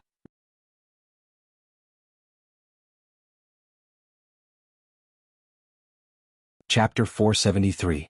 Sandy paused for a while before continuing, "Actually, it's not up to me to decide who you want to mate with. But I feel that you are the happiest when Leah and Elvis are by your side. I want you to be happy forever. You won't blame me for talking too much, right?" Gu Mingming shook her head and leaned into Sandy's arms, saying, "You are my best friend. Of course you have the right to express your opinion on my matters, because I know you are the person who treats me the best in this world." Sandy blushed and said shyly, "That's not it. Elvis and Leah also treat you very well."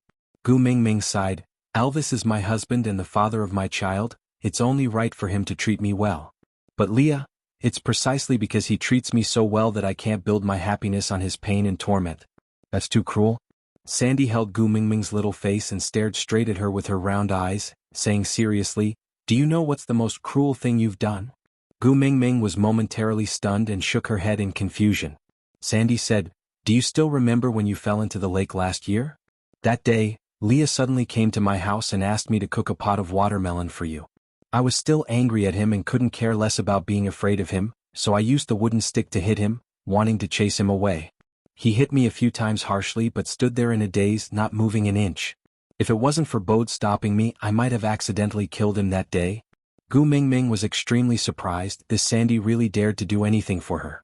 The first time she resisted Nina, it seemed like it was because Nina was bad-mouthing her behind her back. Leah was clearly someone she was so scared of that she wanted to take a detour, but she actually dared to fight him for her, Sandy recalled as she continued. "I was so angry then I asked him to scram. I told him to stop pretending to be kind in front of me. If he really cared about you so much, he should have cooked it himself and sent it to you. Guess what he said?" Gu Mingming thought about it, but could not imagine how Leah would have replied at that time. Sandy said, "He said that he didn't even have the right to cry for you, not to mention preparing food for you. I didn't understand what was going on at that time. Later on, I heard from Colin that you sang a song for Leah and the lyrics seemed to have a line like, 'I have already lost the right to cry for you.'" Gu Mingming lowered her eyelids and muttered, "It's 'I have lost the right to cry for you.'" Sandy, "Yes, that's the sentence. You don't even know when Leah said those words, his entire being was like a ghost. I even suspected that I could directly pass through his body. There was no life at all at that time, it was deathly still." Gu Mingming forced a smile and said, "Didn't you use a stick to hit him? The stick didn't even miss, so how could you pass through?" Sandy blushed and said, "Aya, it's just a metaphor. Think about it, how frightening Leah looked in the past. If he was still exuding a fearsome aura like before, how would I dare to hit him? That day he didn't even have that frightening aura, it was as if he was made out of snow, soulless, yes, soulless." Gu Mingming's heart twitched. So at that time she was not the only one who was dealing with emotional wounds. Leah, that hurtful person, did not have a good time either.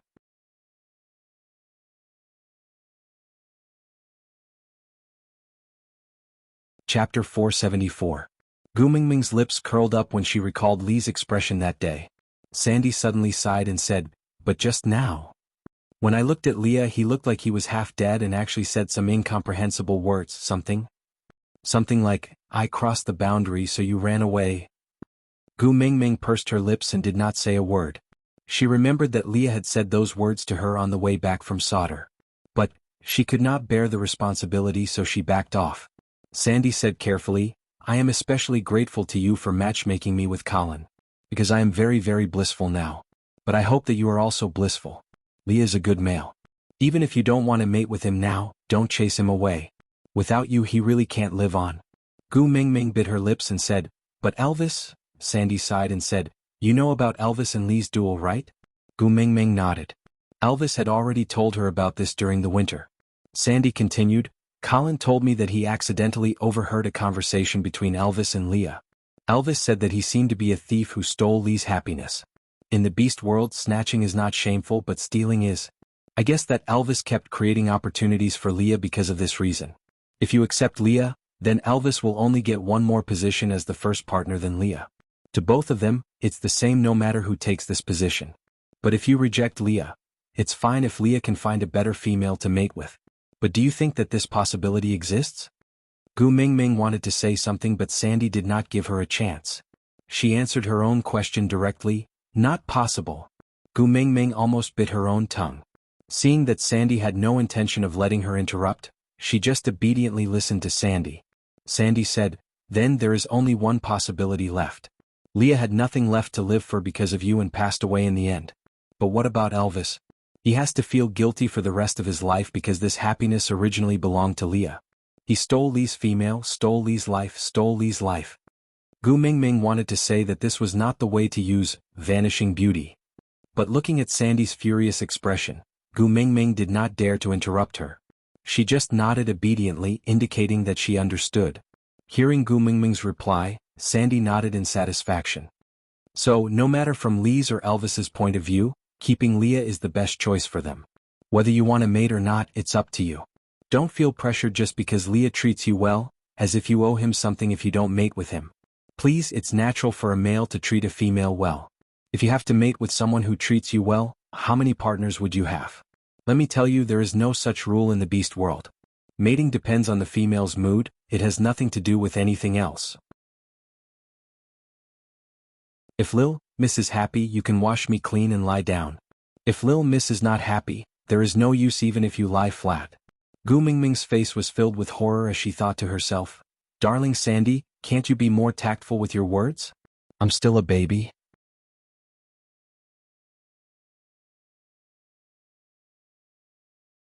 Chapter 475.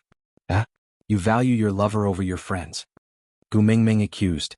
Sandy turned back to look at Gu Mingming, then nodded seriously as if admitting to this accusation. Gu Mingming said, I have nothing to say now that you admitted it so calmly.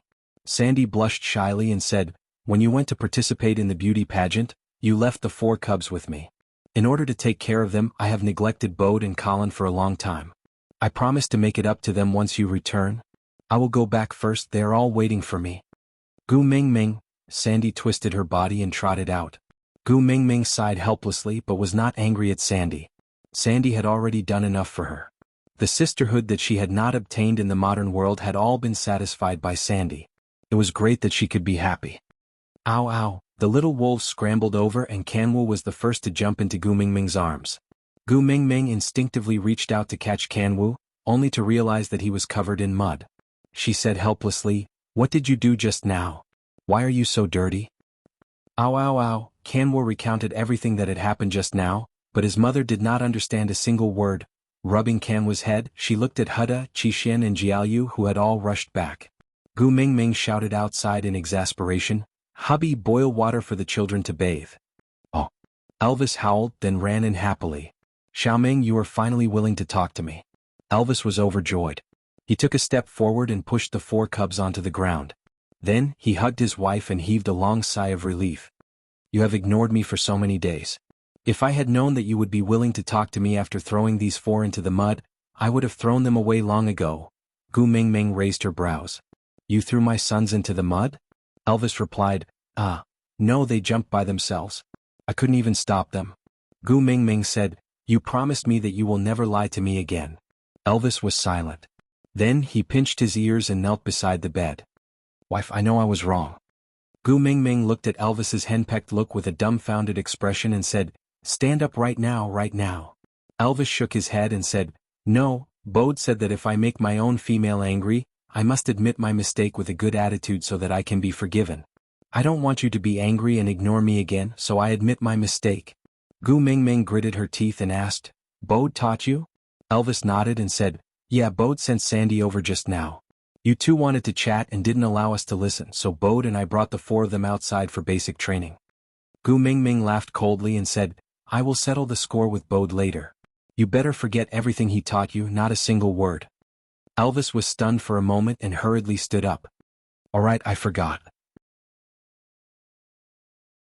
Gu Mingming sat up and looked up at Elvis. She said, "My man should be a man of indomitable spirit. My man won't do such a useless thing like kneeling down to his wife." Elvis nodded and said, "Alright, I won't do it if you say so." Gu Mingming nodded in satisfaction and said, "Tell me, what kind of basic training did you give these 4 little ones? They're so dirty."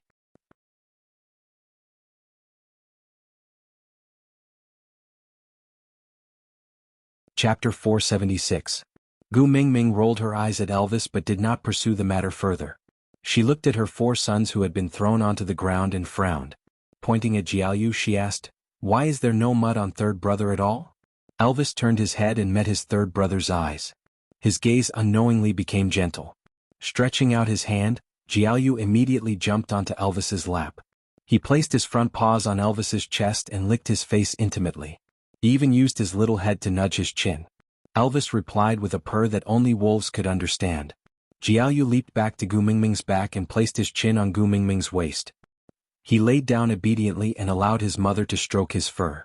Elvis looked at the mother and son gently and replied, "Jianghu's eyes are so similar to yours, clean and transparent." Looking at his eyes, I could not bear to throw him away. Gu Mingming shook her head in exasperation. She turned to look again.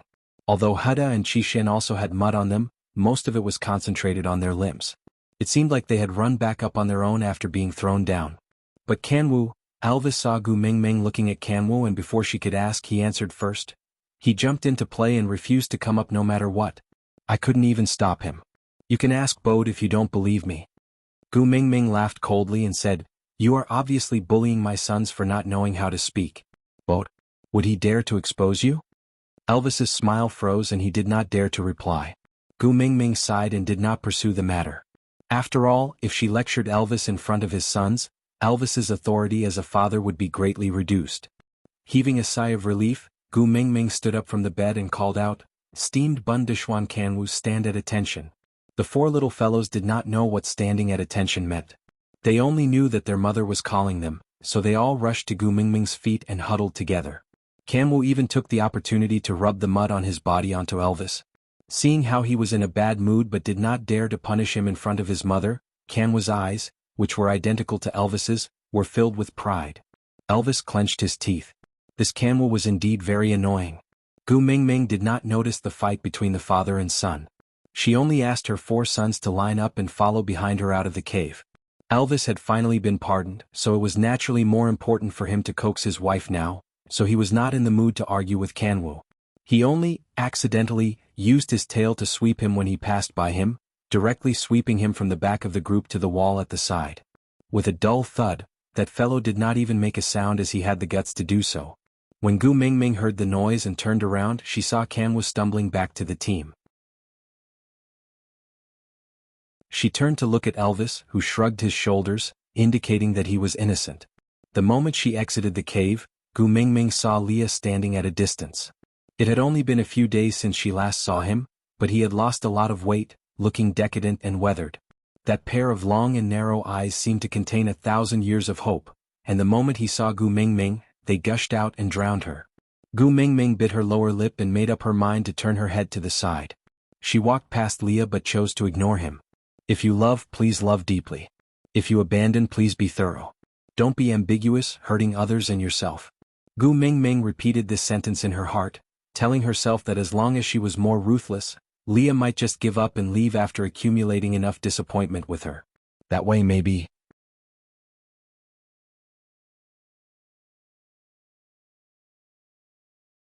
Chapter 477. Leah grabbed Gu Mingming's arm, but did not pull her into his arms. He just maintained a back-to-back position. He did not dare to turn back, afraid that he would personally witness her rejection. She did not dare to turn back, afraid that she would not be able to withstand his pleading. Lee's voice was a little dry, with a hint of indifference in his hoarse voice. I will go to the platform of the deity's punishment. Gu Mingming wanted to ask, "What are you going to the platform of the deity's punishment for?" But the words were stuck in her throat, turning into a faint, "Oh." Leah used all his strength to slowly loosen his grip. He let go, but she hesitated. Humans were indeed selfish and greedy. Leah was right, she did enjoy his attentive care and fawning by her side. Smiling bitterly, Gu Mingming told herself that since she could not afford it, then she would set him free. Gu Mingming pulled her hand out and left resolutely. Only after she had walked a distance away did Leah dare to turn around. Leaning against the tree trunk, he slowly sat on the ground and clutched his chest tightly. His gaze was fixated in the direction where Gu Mingming had disappeared to. His left hand, which was holding onto her wrist, maintained the posture when she pulled away. He said, "In this lifetime, I only made that one mistake, but I never had the chance to be forgiven?"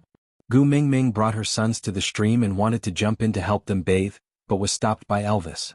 Elvis called out and Jianghu and Huda jumped into the stream with a plop. Qi Xian hesitated for a moment, but after being glared at by Elvis, he could only jump in. Only Kanwu, who was covered in mud, stood by the shore refusing to go down. He was covered in mud and felt uncomfortable. But he just did not want to listen to Elvis. The more he asked them to go down, the more he refused to go down. Since Mother was here, what could he do? Kanwu felt a pain in his buttocks, and when he regained his senses, he had already fallen into the stream in a free fall. He tried to struggle with Elvis but was stopped by Huda. Huda used the little wolf's language to say, "Can't you see that Mother is upset? Father is thinking of ways to comfort Mother, don't cause trouble." Kanwu then realized that Mother's expression was not quite right.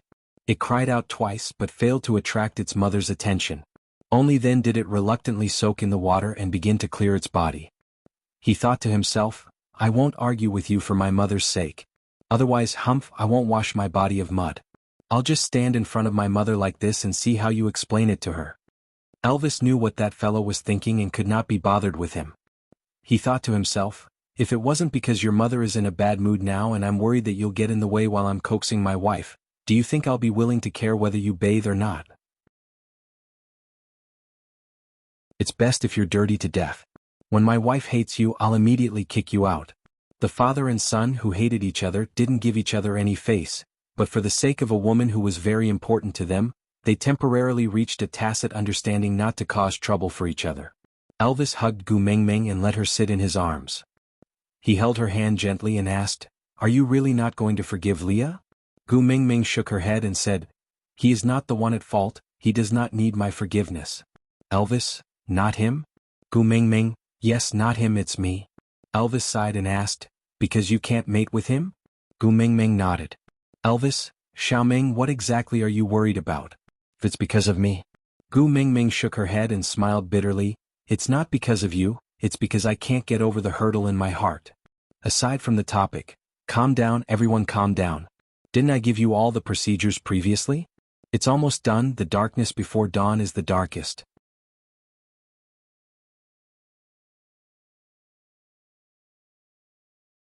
Chapter 478.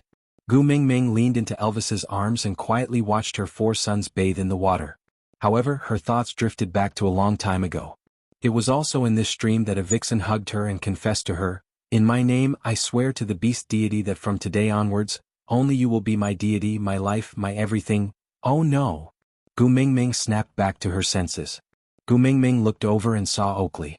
Gu Mingming had not seen him for a long time and had almost forgotten about him. "What is it? Speak slowly." Oakley's character was similar to Lee's. He would not usually be this anxious, but the more anxious he was, the more he had to speak slowly. Otherwise he would definitely be stuck and unable to speak. Oakley was so anxious that he kept stomping his feet. He paced 2 to 3 rounds on the spot before catching his breath.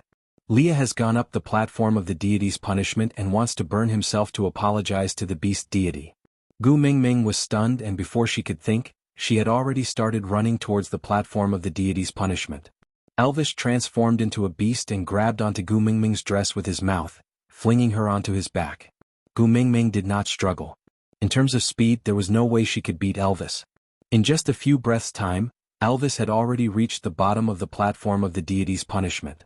His 4th-level beast's full speed was comparable to a high-speed rail, and his instantaneous burst of speed showed that he was also very worried about Leah. When Gu Mingming arrived, she saw a small bonfire burning in front of Leah. Leah was adding firewood inside as if he wanted to make the fire burn even bigger. Under the platform of the deity's punishment, there were a few people lying in a disorderly manner. At a glance, he saw Barit, Colin and a few other familiar faces, but he couldn't recall their names. The injuries on their bodies were not fatal, but they were enough to prevent them from standing up and obstructing him. Leah, what are you doing? Gu Mingming shouted as she walked towards the platform of the deity's punishment. Li's body stiffened, but he did not turn back. He only said quietly, "You don't even want me anymore, why are you still here?" Gu Mingming said, "You don't want to live because of a woman? What about your ambition when you founded Saint Nazir? Don't want it anymore? Where is your determination to defend Saint Nazir? You don't want it anymore? What about vengeance against those who have wronged you? You gave up too?" Li's hand paused in the act of adding more firewood, but he still threw a piece of firewood into the small fire pit. "If destroying these things you mentioned can allow me to go back in time and return to the day when Elvis and I dueled, then I am willing to slaughter the entire Saint Nazir with my own hands and go back to that time. I would rather let Elvis kill me than let go of your hand at that time and cause today's irreversible situation." Leah glanced sideways at Gu Mengmeng. That pair of long and narrow eyes no longer had any trace of affection, only emptiness and despair was left. He said, "What a pity we can't go back, isn't it? You will never forgive me. No matter what I do, how I beg, how I repent, you will never give me another chance. I don't even dare to dream of mating anymore. I just want to be a pet beast that can hug you, but you still want to push me far away. Meng Meng, if you really don't even have a place for me by your side, then don't save me. In a world without you, living is the greatest torture." Gu Mingming clenched her fists tightly and her lips turned pale. Principles or Leah, which was more important? The main point of all these was that she could not break through her own principles. She was greedy but refused to admit it.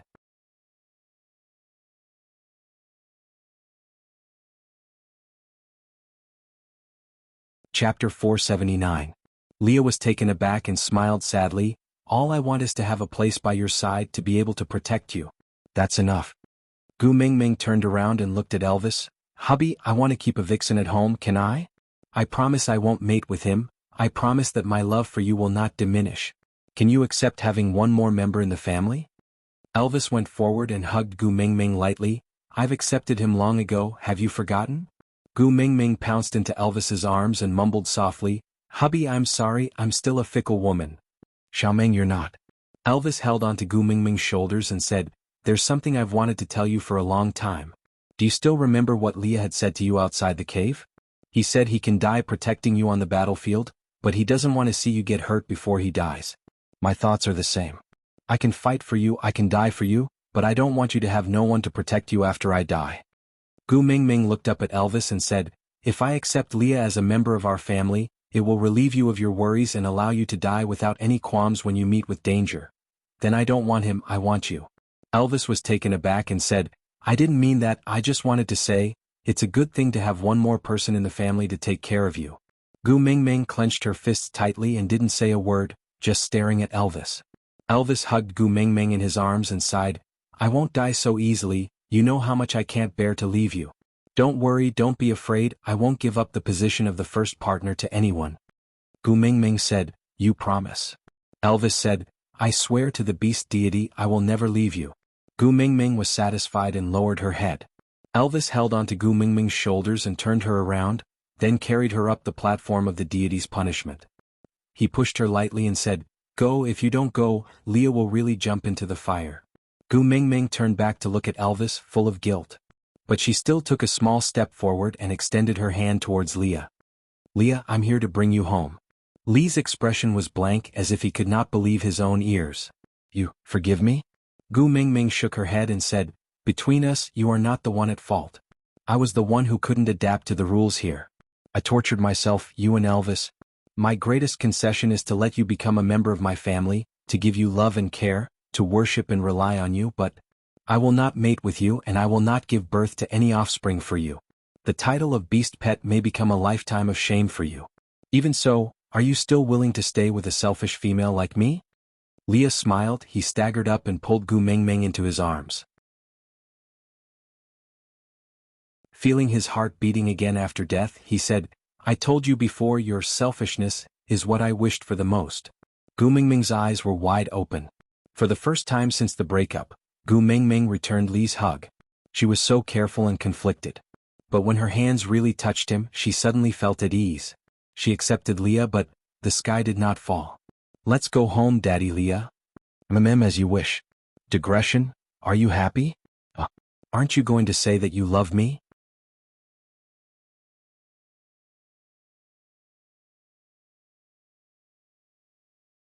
Chapter 480. Back in the cave, Leah was still unwilling to let go of Gu Mingming's hand. These few days he had been suffering terribly. He had been living in the fear of being heartbroken. The despair of losing her the last time he was heartbroken was constantly enveloping him. Every little bit of sweetness he had after staying in the cave during winter had been magnified multiple times, becoming an accomplice to torment him. The loneliness after tasting warmth was the most bitter. Gu Mingming held Elvis's hand on her left and Li's right. She stood at the entrance of the cave but could not return home. The cave was only so big 3 people could not fit in side by side. "Why don't the 2 of you go in hand?" Gu Mingming asked sincerely. Elvis and Leah exchanged glances. They each raised the hand that was not holding Gu Mingming's hand and punched at the 2 sides of the cave entrance. Yeah, Erlai's construction team, specializing in expanding all kinds of cave entrances. 1 punch to settle it, providing convenient services for your family of 3. Gu Mingming smiled awkwardly as she maintained the posture of the 3 of them holding hands into the cave. But honestly speaking, it felt weird. Felt like Daddy and Mummy were bringing you to the supermarket. Damn it, Gu Mingming once again felt the malice from the height. Gu Mingming looked at the cave and felt that something was missing. After thinking for a long time, she was suddenly shocked. She turned to Elvis and asked, "Where are Hutter and the rest?" Elvis was also taken aback and said, "Ah, they seem to be still soaking in the water." Gu Mingming glared at him and Elvis immediately said, don't be angry. I will go get the 4 of them now." With that, Elvis hurriedly ran out of the cave. After Elvis left, there was only Gu Mingming and Leah left in the cave. The atmosphere was a little awkward. Gu Mingming pulled her hand away from Li's grasp. Not only did Leah not let go, he even wrapped his arms around Gu Mingming's waist and asked, "Are you regretting taking me in?" Gu Mingming shook her head and said, "I never really let you go. I was greedy on one side, but I did not dare to admit it at the same time. That's why I ended up like this today. If we had known this would happen, we might as well have admitted our selfishness and greed from the very beginning. Whoever wants to scold us can scold us all they want. At least the 3 of us wouldn't have to suffer so much." Leah placed Gu Mingming on the bed and let her sit properly. He laid on his side and used Gu Mingming's thighs as a pillow. His furry big tail brushed against Gu Mingming's waist. He said, "I know you're lying to me, but I still feel happy after hearing it. Mingming, this time lie to me for the rest of my life, alright?" Gu Mingming gently caressed Li's hair. The texture of his silver white hair was really good, as smooth as silk. Gu Mingming twirled a strand of hair around her fingertip and said, "When did I lie to you? I'm obviously telling the truth, okay?" Leah said, "If you really have me in your heart, why would you be so cruel to me? Once I confirmed that you and Elvis had mated, I immediately came back to look for you. I knew that you were angry at my scheming, so you would definitely be punished, but I didn't expect that you would directly cut me off from your heart. You clearly knew that the matter between Nina and me was fake, yet you kept saying that I was someone else's male, which made my heart ache." Gu Mingming poked Li's head and said, "Why didn't you mention that when you were poking me at Nina's house? I was so upset that I didn't want to live, but I didn't see you feeling sorry for me."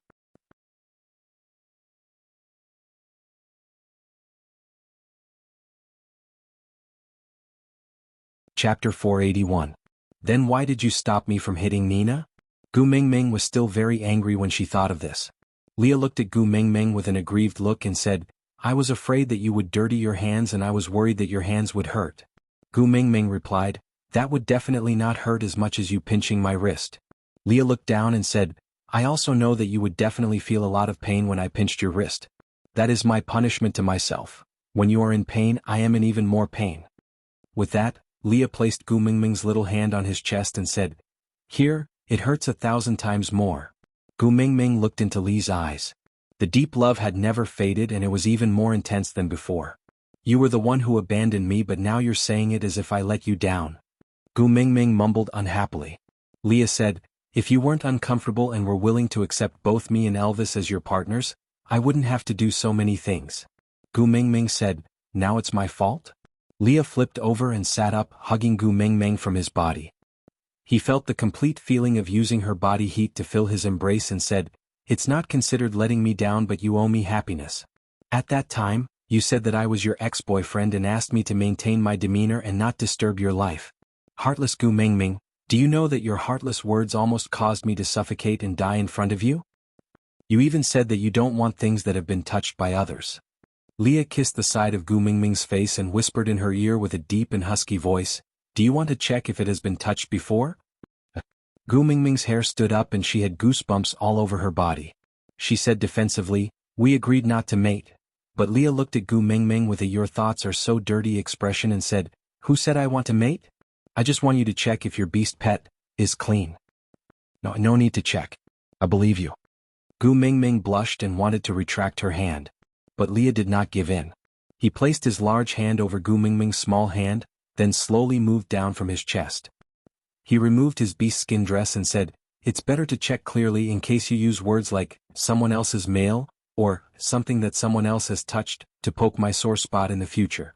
Gu Mingming knew that she should not look at indecent things, but she could not shift her eyes away.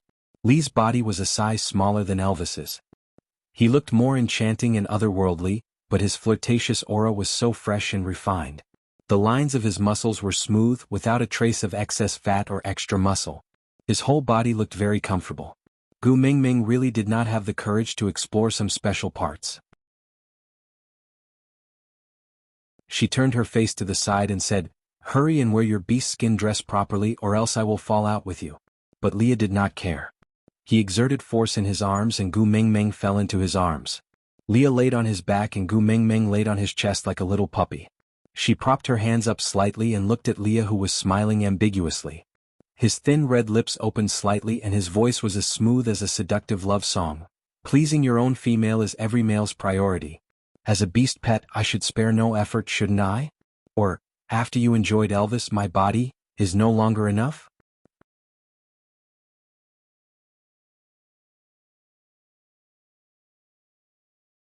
Chapter 482.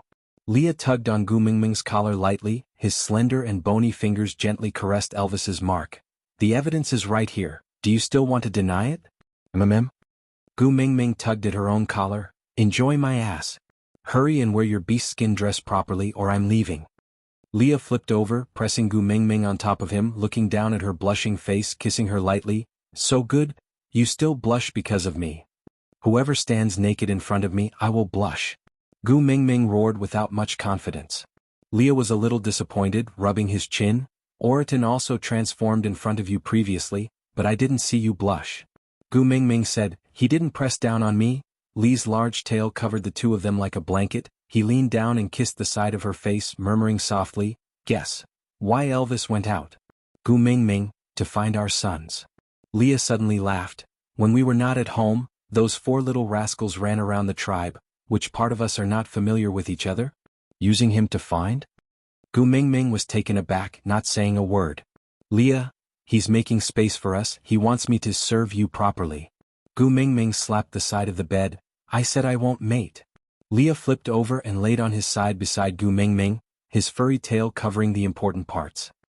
He patted Gu Mingming's arm lightly with his slender hands and pinched her soft little flesh. "I know. To be able to hug you like this, kiss you, talk to you properly and tell you how much I love you without you avoiding me, rejecting me or getting angry. I'm already very happy and very satisfied." Gu Mingming's expression changed.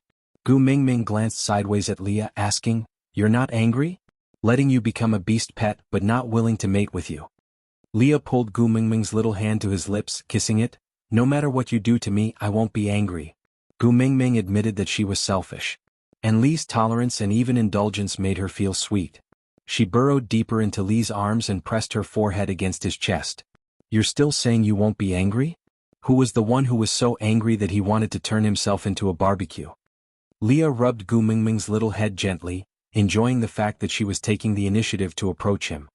He said gently, "I'm not angry, I just want to know, how much do I have to do for you to ignore me out of heartache?" Gu Mingming looked up and asked, "What if I didn't come?" Leah lowered his head and kissed her eyes. "That proves that you really don't want me anymore. Then death is a release for me." Gu Mingming hugged Lee's waist and pressed her face against his chest. "You promised me that you would never do anything to hurt yourself." Leah hugged Gu Mingming tightly and said, "That's because your heart will ache if I hurt myself."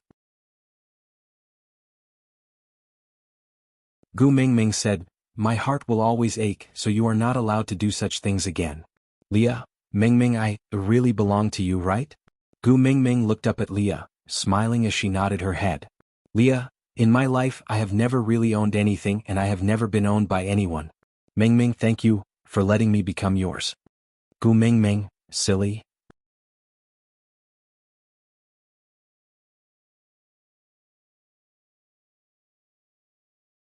Chapter 483. The next night, Saint Nazir held a grand bonfire party. After Gu Mingming explained the plan, Leah understood and went to arrange it. Gu Mingming was playing rattan ball with her 4 sons not far from the venue. She was so crazy that her forehead was covered in sweat, but she was enjoying it. After being pounced on by Kanwu again, Elvis was finally infuriated. He came up and flung Kanwu far away, then carried Gu Mingming with one hand. Looking at Kanwu, who was spinning in midair and landing perfectly without any embarrassment, Elvis sneered, "If you pounce on my wife on the ground again, I will strangle you to death." Gu Mingming patted the dirt off her body. "It's fine, the kids are still young and don't know how to control their strength. He didn't do it on purpose, don't be angry." Elvis pointed at Kanwu. "He is already at the height of your thigh. If he keeps pouncing on you, you will get hurt." Gu Mingming did not realize it if Elvis did not mention it. Now that he mentioned it, she took a closer look at her 4 sons. Although the other 3 were not as exaggerated as Kanwu, they were at least the size of an adult husky. "What to do? So proud. My sons are tall," Gu Mingming laughed. "My babies, what did your Aunt Sandy feed you when I was not at home? How did you grow so well?" "Ow ow ow," the 4 little fellows fought to be the first to answer. Then, Gu Mingming still did not understand. Turning her head, Gu Mingming looked at Elvis, waiting for him to translate. But Elvis sneered. "Born as a wolf, but eating female food and being fed by humans. How dare you say that?" The little fellows were obviously not happy with Elvis's words and were arguing with him. Gu Mingming immediately tried to smooth things over. "What did Sandy feed them?" Elvis laughed in disdain. "Bode and Colin were afraid that your sons would be wronged, so they prepared food according to Sandy's. In the end, Sandy was afraid that they would not have enough to eat, so she asked Colin and the rest to carry them and feed them one more time every day." Gu Mingming laughed. "Haha, it seems like it's true that a mother-in-law dotes on her son-in-law." Elvis raised his brow. "You really want the 4 of them to mate with Sandy's children?" Gu Mingming nodded. "Yeah, what? You object?" Elvis shook his head. "Why would I object to what you said? It's just that Sandy has been an adult for a long time now, but her stomach hasn't responded." Gu Mingming patted Elvis and said with a serious expression, "Don't expose other shortcomings. If Sandy hears this, she will be sad." Elvis did not continue speaking. Seeing Leah walking back, he placed Gu Mingming on the ground. The moment Gu Mingming sat on the ground, the 4 meat buns rushed over and gathered around her. Leah and Elvis had no choice. They did not dare to throw the 4 little ones out in front of Gu Mingming, so they could only pretend to be magnanimous and sit at the periphery, using their tails to protect Gu Mingming, preventing the 4 little ones from hurting her. As Gu Mingming played with her 4 sons, she said to Leah, "I want to sit next to Sandy and Mandy at the night campfire later." Leah frowned. "What about Elvis and me?"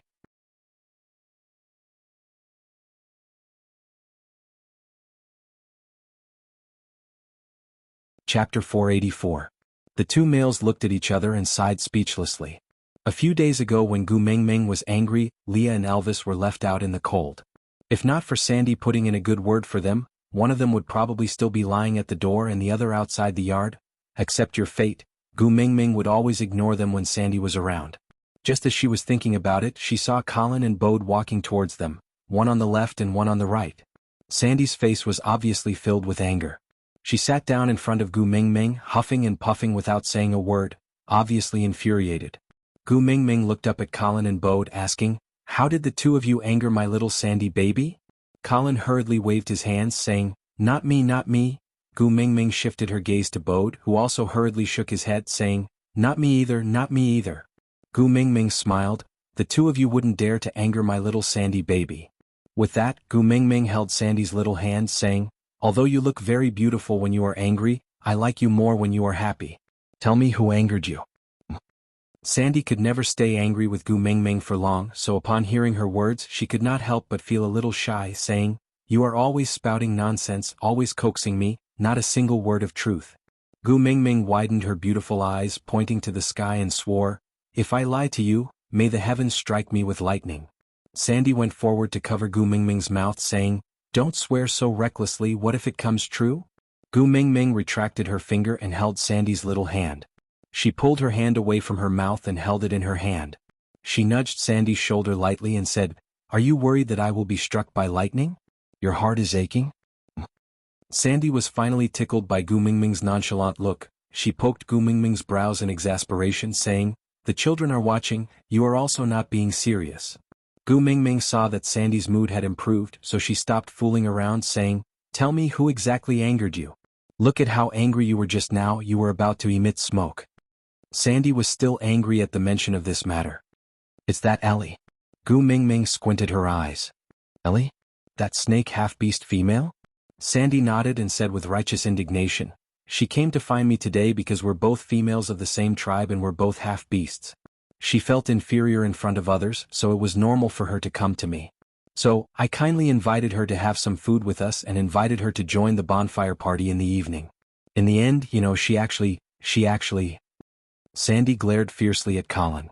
Colin innocently lowered his head and didn't say anything. Gu Mingming looked at his stance and asked, "What? Does she fancy Colin?" Colin hurriedly waved his hand and said, "No, no. She didn't like me. She said that I had pursued you before." Gu Mingming gave him a look of understanding and said, "He went to your place to sow discord, right?" Sandy nodded angrily and said, "His words are so weird, it makes me angry."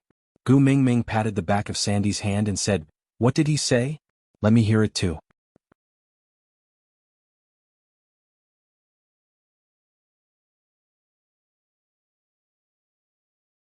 Chapter 485. Gu Mingming almost burst out laughing. She held Sandy's hand and asked, "Then what did you say?" Sandy put her hands on her waist and said, "I said if Gu Mingming really wants a bear beast as a beast pet, I will be Gu Mingming's beast pet without Colin." Gu Mingming laughed, "Ha! That's right, which bear can be as cute and beautiful as my little Sandy? If I really want to raise a bear as a beast pet, I will definitely raise you." The four males shuddered. Leah gently tugged at the corner of Gu Mingming's shirt and said, "Isn't it good to raise foxes? Bears don't have tails." Sandy was indignant upon hearing that. She turned around and transformed into her original form, revealing her furry little tail and shaking it twice. Then she transformed back into her human form and said, "Who said bears don't have tails? I do." Gu Mingming held onto Sandy's arm and straightened her neck to look at Leah, saying, "That's right, who said our Sandy doesn't have a tail? I saw it the last time. It was a very cute little furball, right, Sandy?" Sandy nodded and said, "Yes, it was very cute." Leah felt a strong sense of crisis and despair. Even though she was throwing a tantrum, Gu Mingming still held onto Sandy's arm and asked, "Sandy, you don't believe what she said, right?" Sandy said, "I am not stupid. I saw Colin wooing you back then. I am not blind. Do I need an outsider like her to tell me? Moreover, if you like Colin, you should have accepted him back then. Why would you matchmake us? That Ellie has a bad heart. She wants me to quarrel with you and then make you sad.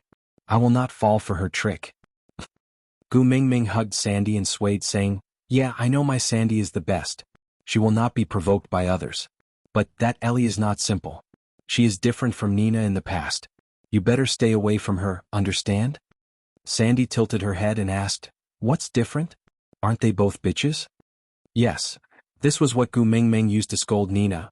But seeing how Sandy did not even know what *TCH meant and spat out the word innocently, Gu Mingming still felt as if she had led the country's flower astray. She felt guilty as if she was luring a child to steal fast food noodles. Laughing twice, he said, "There are many kinds of sluts." Nina was obviously *TC, so he could just beat her back. But he had to be on guard against Ellie, who secretly hurt people. If she can tell you that Colin likes me today, she might tell you that I'm having an affair with Bode tomorrow. Sandy frowned and turned to look at Bode. Bode's legs were trembling. Under the gaze of the chief, witch doctor, and Sandy, he stammered, I'm innocent with the Lord Messenger. I didn't, Gu Mingming laughed and said, "Yes, of course there's nothing between me and Bode. But the person who started the rumor. It doesn't have to be me and Bode, it could be Maya and Bode. Mandy and Bode, Ellie herself and Bode, or Colin and Bode." The way Sandy looked at Bode was getting stranger and stranger. Bode had a feeling that he could not explain himself. He suddenly looked up at Gu Mingming and said, "Lord Messenger, did I, when accidentally, offend you?" Gu Mingming nodded and said, "You're not that stupid."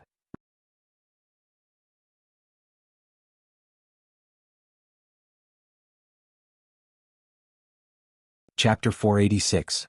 Colin also waved his hand seriously and said, I can't either, I can't either. Gu Mingming placed both her hands on her knees and looked at Bode with a stiff neck. She asked, I heard that you shared with Elvis how to admit your mistakes that day? Bode thought for a while and said, yes. The mighty tribe leader said he made you angry and Sandy was coaxing you, so I taught him how to admit his mistakes. Gu Mingming asked again, do you usually apologize to Sandy like this at home? Bode nodded his head seriously and said, not only me, males usually apologize like this at home.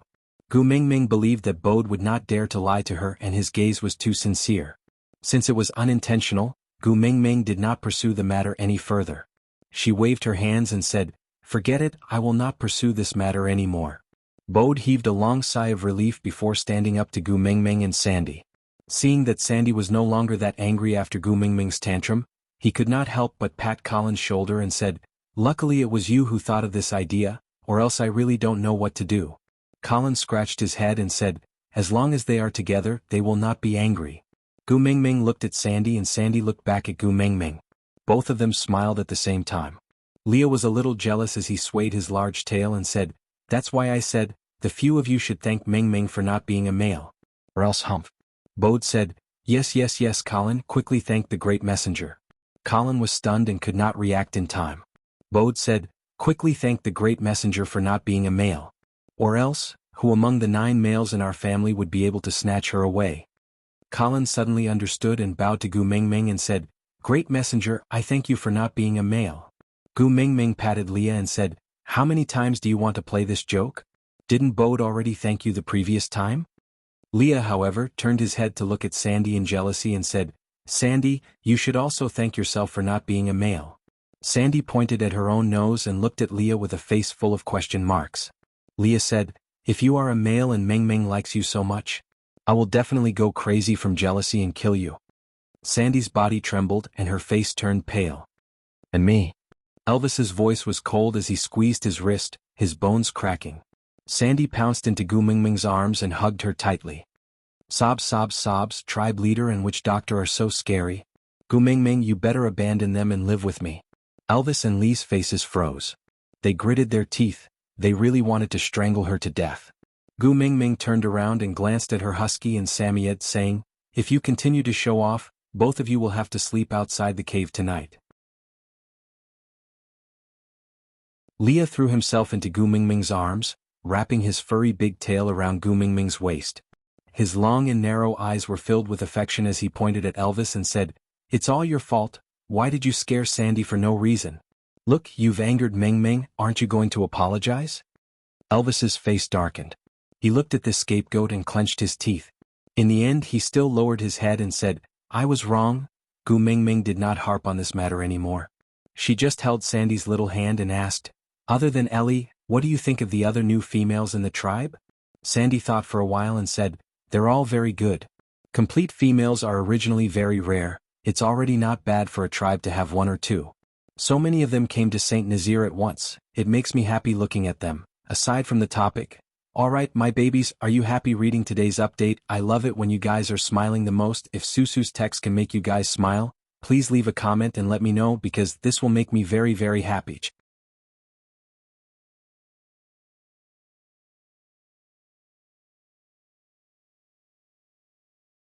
Chapter 487. Gu Mingming said, they used to be the first beauties of the tribe, so it's inevitable that they would be a little arrogant. Did any of them bully you and Maya just because they are complete females? Sandy shook her head and said, sigh, it's strange.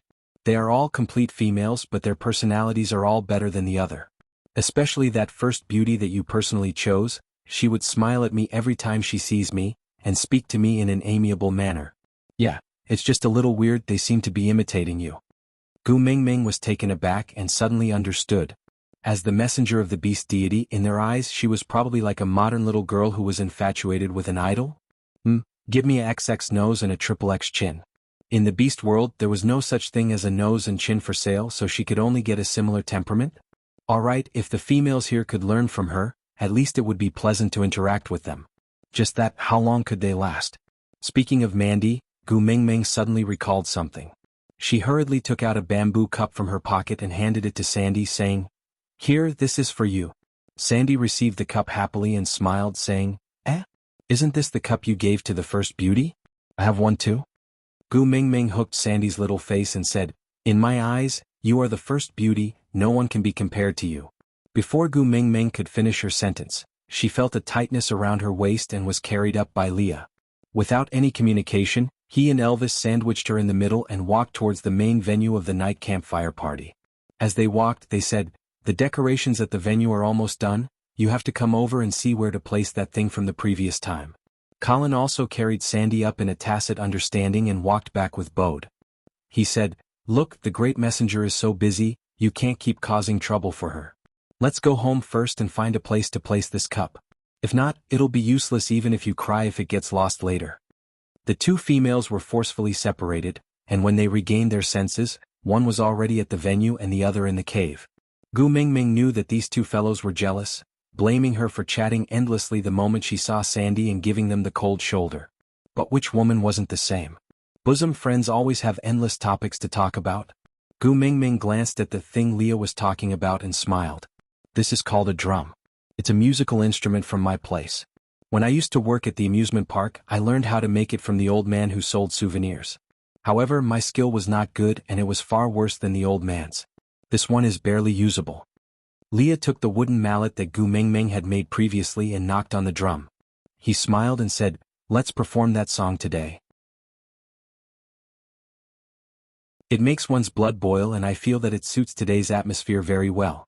Gu Mingming took over the drumstick and played with it in her hands. Previously, it was to help Sandy and Colin to liven up the atmosphere that I risked my voice. Today, since it's the welcoming ceremony, let's throw caution to the wind.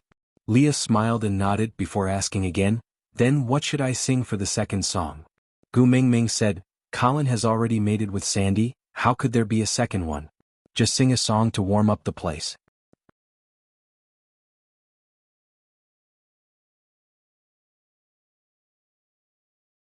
Chapter 488.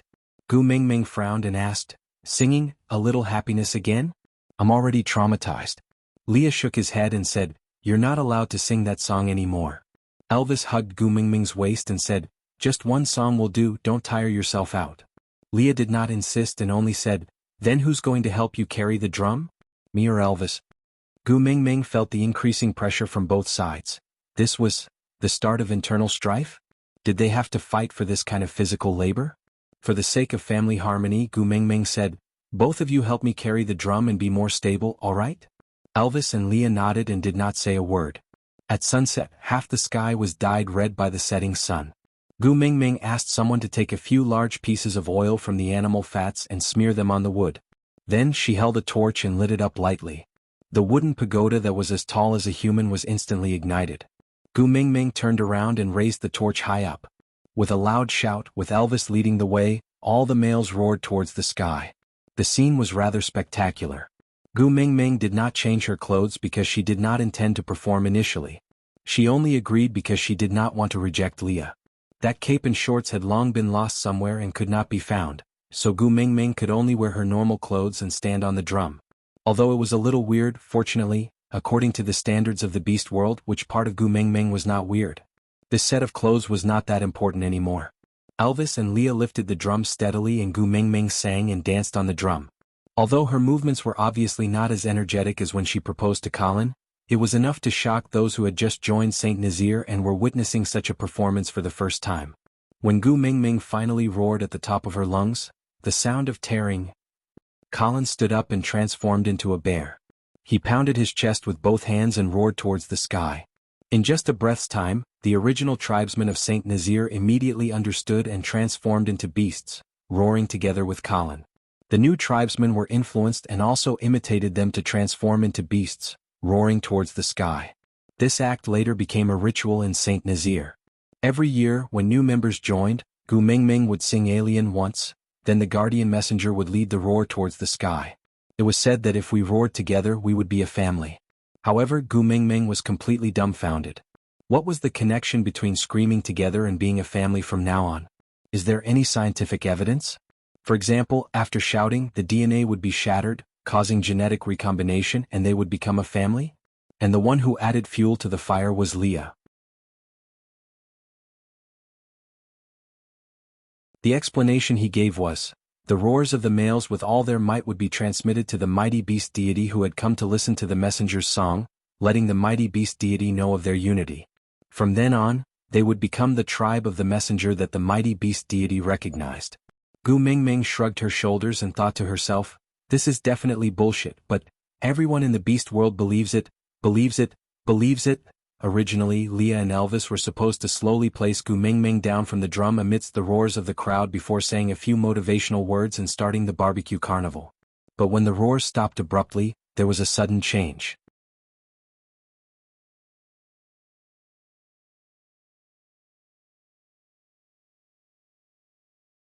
Chapter 489. Leah. Gu Mingming reached out to grab Leah worriedly but missed. The drum let out a loud thud and rolled to the side. Gu Mingming thought she would fall along with the drum, but the strength around her waist was like an iron clamp, locking her body in place. Looking up, she met Elvis's blue eyes. His brows were tightly furrowed, sweat pouring down like rain.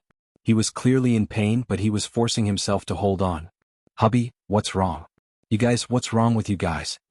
Gu Mingming had no idea what was going on. She could only hold onto Elvis's shoulders and stare into his eyes.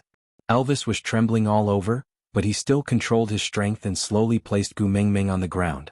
Gritting his teeth, he squeezed out a sentence, "Don't run around, it's dangerous."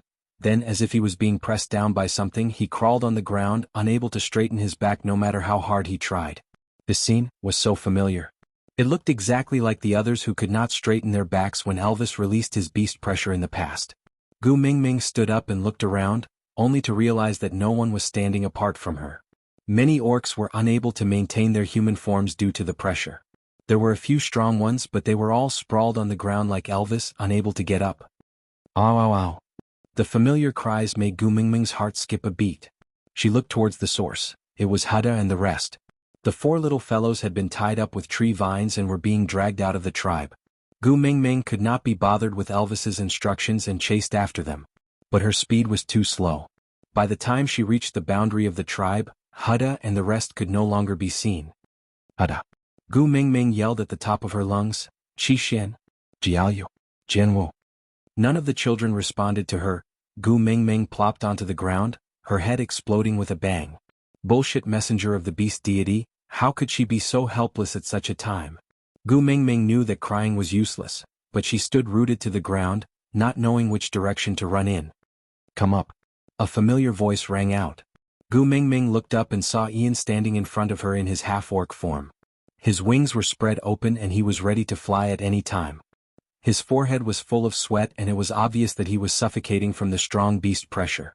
The bleeding wound on his leg was a ghastly sight, but Gu Mingming did not have time to care for him. She just jumped onto Ian's back. The moment Ian caught Gu Mingming, he transformed into an eagle owl and flapped his wings to fly into the sky. The higher he got, the more stable Ian became. He circled a few times before flying in a certain direction.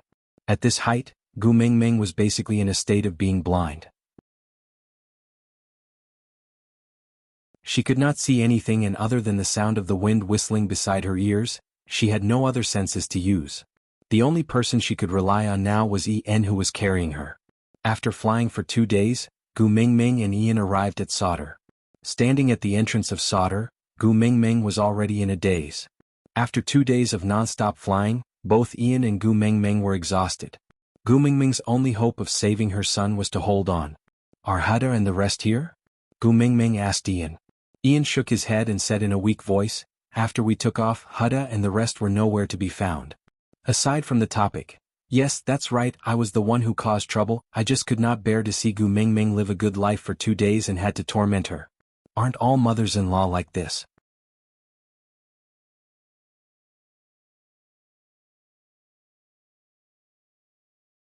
Chapter 490. Then why did you bring me here? Gu Mingming howled hysterically, her tears falling uncontrollably. Ian forced himself to hold onto Gu Mingming's shoulders and said, if it's a wolf cub, you have to remain calm. Gu Mingming forced herself to hold back her tears and looked at Ian stubbornly. She kept telling herself in her heart that she had to be strong, her sons were still waiting for her to save them. Ian took a deep breath and said, to be able to use beast pressure to suppress the entire Saint Nazir, he must be at least a 5th level orc, and not someone who just reached 5th level. He must be at least a 5th level middle stage or even a 5th level peak. Under such circumstances, even if you and I find a wolf cub, we won't be able to bring it away. You need reinforcements, 5th level, 5th level? Ian could not hold on any longer, and before he could finish his sentence, his body tilted and he landed beside Gu Mingming. Gu Mingming supported Ian and forced herself to calm down while repeating Ian's words. 5th level, 5th level orc? I know a 5th level orc, reinforcements. Cool. Gu Mingming suddenly understood what Ian meant. Among all the 5th level orcs she knew, the only one who was willing to help her and had the ability was Cole. Gu Mingming used all her strength to support Ian up and walked towards Sauter with difficulty, step by step. Just when she reached the signboard, she saw Cole leading a group of people out to welcome them. Cole leads the Sauter tribesmen to welcome the mighty messenger. Cole stopped 3 steps away from Gu Mingming, one knee on the ground, and placed his right hand on his left chest to bow. Gu Mingming did not have the same confidence as Ian. When she left this place, she was not very friendly towards Cole. Even because of Leah, she was quite hostile towards Cole and spoke rudely.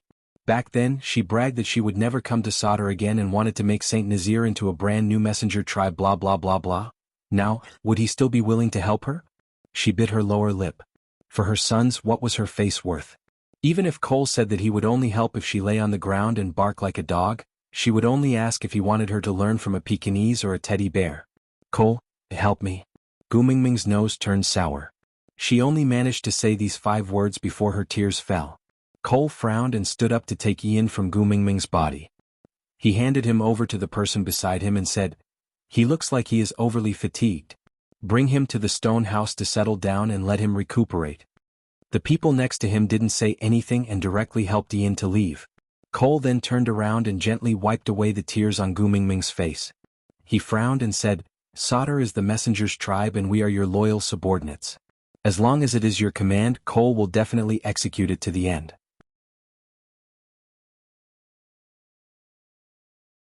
So, Lord Emissary, don't cry, you are our god. If you cry, we don't know what to do. Gu Mingming wiped away the tears on her face and looked at Cole with gratitude. "Someone kidnapped my son, but I don't know who it is." He had used his beast pressure to suppress everyone in Saint Nazir, so Ian suspected that the other party was at least a 5th level or above orc. "You're the only 5th level orc I know. Can you help me save my son?"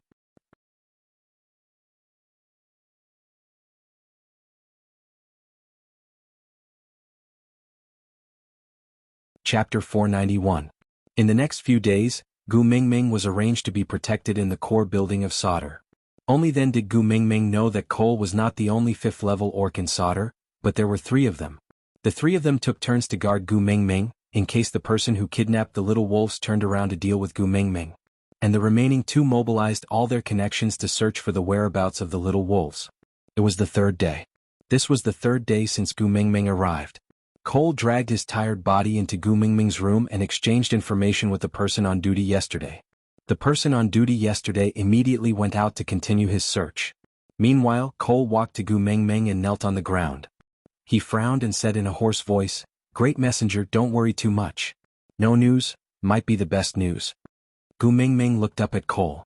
No matter how indifferent she was to Cole, she had already noticed his sunken cheeks and dark circles under his eyes. "These 3 days, it's been hard on all of you." Gu Mingming felt a little guilty. She was the one who lost her son, but she could only sit in the house and wait for others to help her find her son. She could not help at all, and the only thing she could do was not to cause trouble. Cole smiled and said, "It's Sauter's honor to be able to serve the great messenger. It's also my honor that you can think of me when you are in trouble." Gu Mingming shifted her gaze outside the window and asked calmly, "Where's Ian? Is he still not awake?" Cole replied, "He woke up this morning. Although he was very weak, he still flew away." Gu Mingming turned to look at Cole and asked, "Flew away?" Cole nodded and said, "He said he will return to Saint Nazir first to inform Mighty Elvis and Mighty Leah about your situation, so that they won't be too worried if they can't find you." Gu Mingming nodded and felt a little melancholic. She ran away in a moment of panic because of her child. Elvis and Leah must have gone crazy from not being able to find her. She gently touched her collarbone. There was a black wolf mark there. She remembered Elvis saying that if she was in danger, she should hit this mark hard and he would rush over to save her. If she did not continue hammering, Elvis should at least know that she was safe. Cole maintained his kneeling position by Gu Mingming's feet. He looked up into her eyes and said, Great Messenger, do you miss Great Elvis a lot?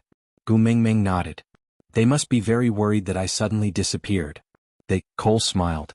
It seems like Lord Leah is also very important to you. Gu Mingming nodded and said, they are all my family, of course they are very important. Cole nodded and smiled. I, as his elder brother, am happy for him that the Great Messenger thinks so highly of him. When the little mistress is found, please invite Sir Elvis and Sir Leah to stay in Sauder. After all, this place was relatively safer. We can prevent this incident from happening again. Gu Mingming met Cole's eyes and asked, is this your condition to help me find my son?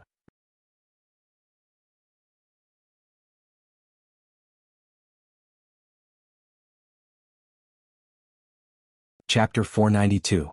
Cole's suggestion did not receive any response from Gu Mingming, and after that day, Cole did not bring it up again. After another 3 days, when Cole staggered into Gu Mingming's room covered in blood, Gu Mingming jumped in fright. Cole staggered to Gu Mingming and knelt down on one knee. He held up a ball of blood with both hands and presented it to Gu Mingming. Lifting his blood-stained face, he smiled and said, little master. I brought it back for you. A trickle of red flowed down his forehead, past his eyelashes and dripped onto the floor like a bloody tear. Gu Mingming's hands trembled as she took the lump of meat that was dyed red with blood from Cole's hands. Before she could see clearly what it was, Cole had already collapsed at Gu Mingming's feet. Gu Mingming was so frightened that she lost her head. The guards at the door hurried in and heaved a sigh of relief when they realized that there were no intruders. Great Messenger, don't be afraid. We will carry Leader Cole out now. Gu Mingming looked at the blood-stained Cole and then at the ball of blood in her hands. There's no need for that. Go get the witch doctor and boil some water. Yes. The people at Sauder never questioned Gu Mingming's orders. They just carried them out. Not long after, witch Dr. Dylan rushed over. He checked on Gu Mingming the moment he entered the room. After confirming that there was nothing wrong with her, he heaved a sigh of relief and started to treat Cole. The person guarding at the door brought in boiled water and Gu Mingming started to carefully wash the blood lump in her arms.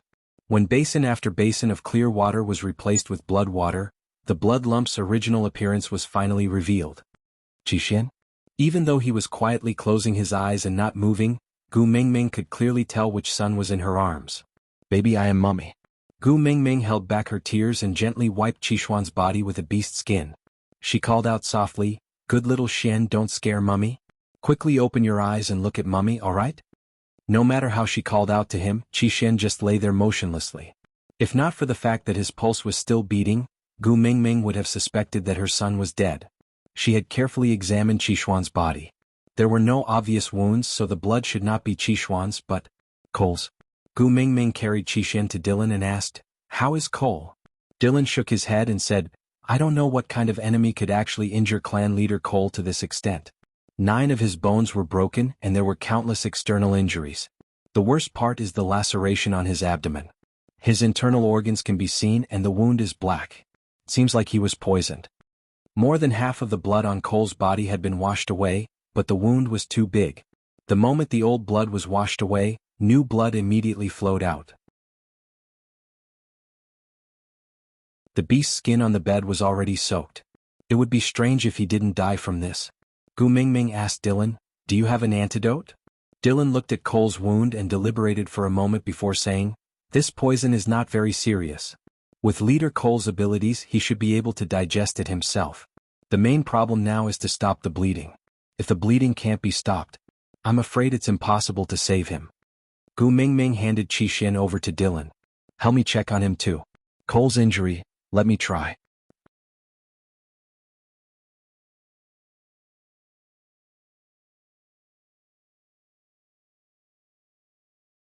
Chapter 493. Gu Mingming did have a theoretical method. As for actual practice, she had only observed Leah suture Sandy's partner Adali's wound. But now that Leah was not around, if she did not do anything, Cole would be dead meat. Her hands trembling, Gu Mingming suppressed the fear in her heart and used one hand to stabilize the exposed flesh, while the other hand began to suture. Or perhaps she should be thankful that Cole was in a deep coma, or else Gu Mingming's method of suturing would probably kill Cole to death. Although the process was a little complicated, Gu Mingming finally managed to fix Cole's wound back in place. After asking for a clean boiled beast skin, Gu Mingming wrapped Cole up like a mummy. After settling Cole, Gu Mingming turned back to look at the dumbfounded Dylan and asked, "What's wrong?" Dylan suddenly snapped out of his trance and said, "The great messenger's medical skills are really miraculous and amazing." Gu Mingming waved her hands and said tiredly, "Save the flattery. How is my son?" Dylan replied, "Little master did not suffer any external injuries. I have checked his internal organs and found nothing wrong with them. He is in a coma, it might be due to poison. But I am afraid we will only know what kind of poison it is when Leader Cole wakes up." Gu Mingming nodded and hugged Qixin in her arms. "Then don't go back to stay for this period of time. I remember that there is an empty room beside mine. You can stay here first so that it will be more convenient to deal with any emergencies." "Yes, sir," Dylan replied respectfully and left the room. Gu Mingming carried Qixin and sat by the window. She gently stroked his back and said, "Little Xian, be good, you must be safe, understand? You must get better quickly and then we can go find your other brothers. Mummy still wants to see you all grow up, evolve, mate and have babies." Cole remained unconscious for half a month. When he opened his eyes again, he saw Gu Mingming carrying Qixin in her arms and lying on the side of his bed. A pair of soft hands were placed on his wrists. "Great messenger?" Cole moved slightly.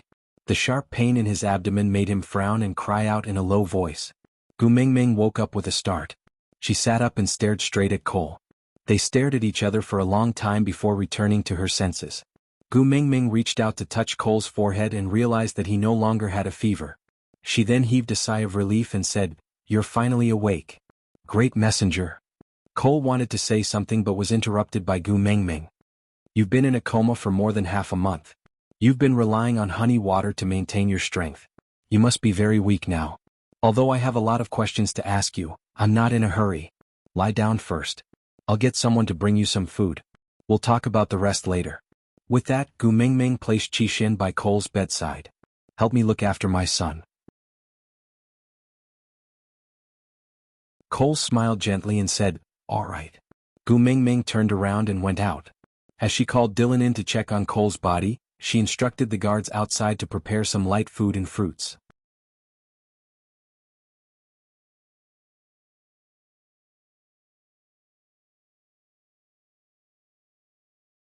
Chapter 494. Gu Mingming prepared sweet potato porridge for Cole and added minced meat. She also cut a small plate of fruits and passed it to Cole. Cole wanted to take it from her but he could not even lift his hands. Gu Mingming scooped a spoonful of porridge and blew on it to warm it before bringing it to Cole's mouth. "You were injured because you saved my son. Give me a chance to take care of you. Consider it as compensation." Cole did not reject her and did not say a word. He just smiled and finished the food Gu Mingming brought to his mouth. This was not the first time a female fed him like this. But it was the first time he felt a warmth that nourished his entire body. After eating, Gu Mingming wanted to carry Qixin up from the bed but Cole held her wrist gently. He waved his hand and said, "You must be exhausted these few days, right? Let him sleep beside me for a while. You can also rest." Gu Mingming pushed Cole's hand away and carried Qixin in her arms. "I will not feel at ease if my son is not in my arms. I will carry him." Cole did not stop her. He smiled and said, "This is the first time I have seen a female like you being so concerned about a male cub. He is clearly not the eldest son nor the youngest son."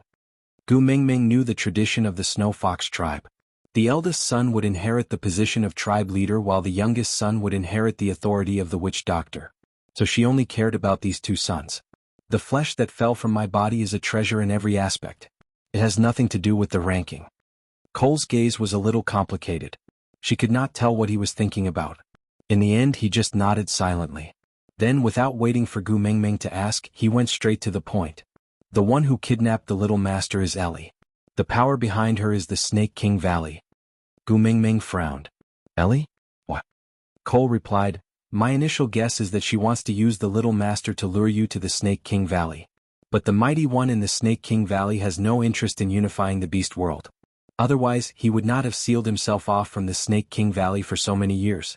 So, I suspect that all these are AI Lee's personal decisions and she was the one who wanted to lure you to the Snake King Valley." Gu Mingming thought about it. The last time Ellie surrendered to Sauter, Cole rejected Ellie because of her. At that time, Ellie gave her a piece of scale with simplified Chinese characters written on it. She could tell that it was a fake at one glance. At that time, Ellie mentioned that the real one was in the Snake King Valley. Therefore, Her motive right from the start was to lure him to the Snake King Valley? It was just that she wasn't very curious about that information, so she didn't take the bait. So she changed her target to the wolf pups? What was his purpose? Everyone would have a motive for doing things. Deceiving her to go to the Snake King Valley and then what? Moreover, since she had the ability to kidnap the wolf cub, why didn't she kidnap him directly? Wasn't it easier to deal with a female than to control 4 wolf pups? Gu Mingming really could not understand. Frowning, Gu Mingming looked up at Cole and said, I want to make a trip to the Snake King Valley. You're tuning in to the Han Li's Wuxia Adventures YouTube channel. We're so grateful for your support, and don't forget to subscribe to join us on this incredible journey through captivating stories. Your generosity through donations truly makes a world of difference, as it's the primary source of revenue that allows me to expand and enhance this channel for you. Thank you from the bottom of my heart for being a part of this adventure.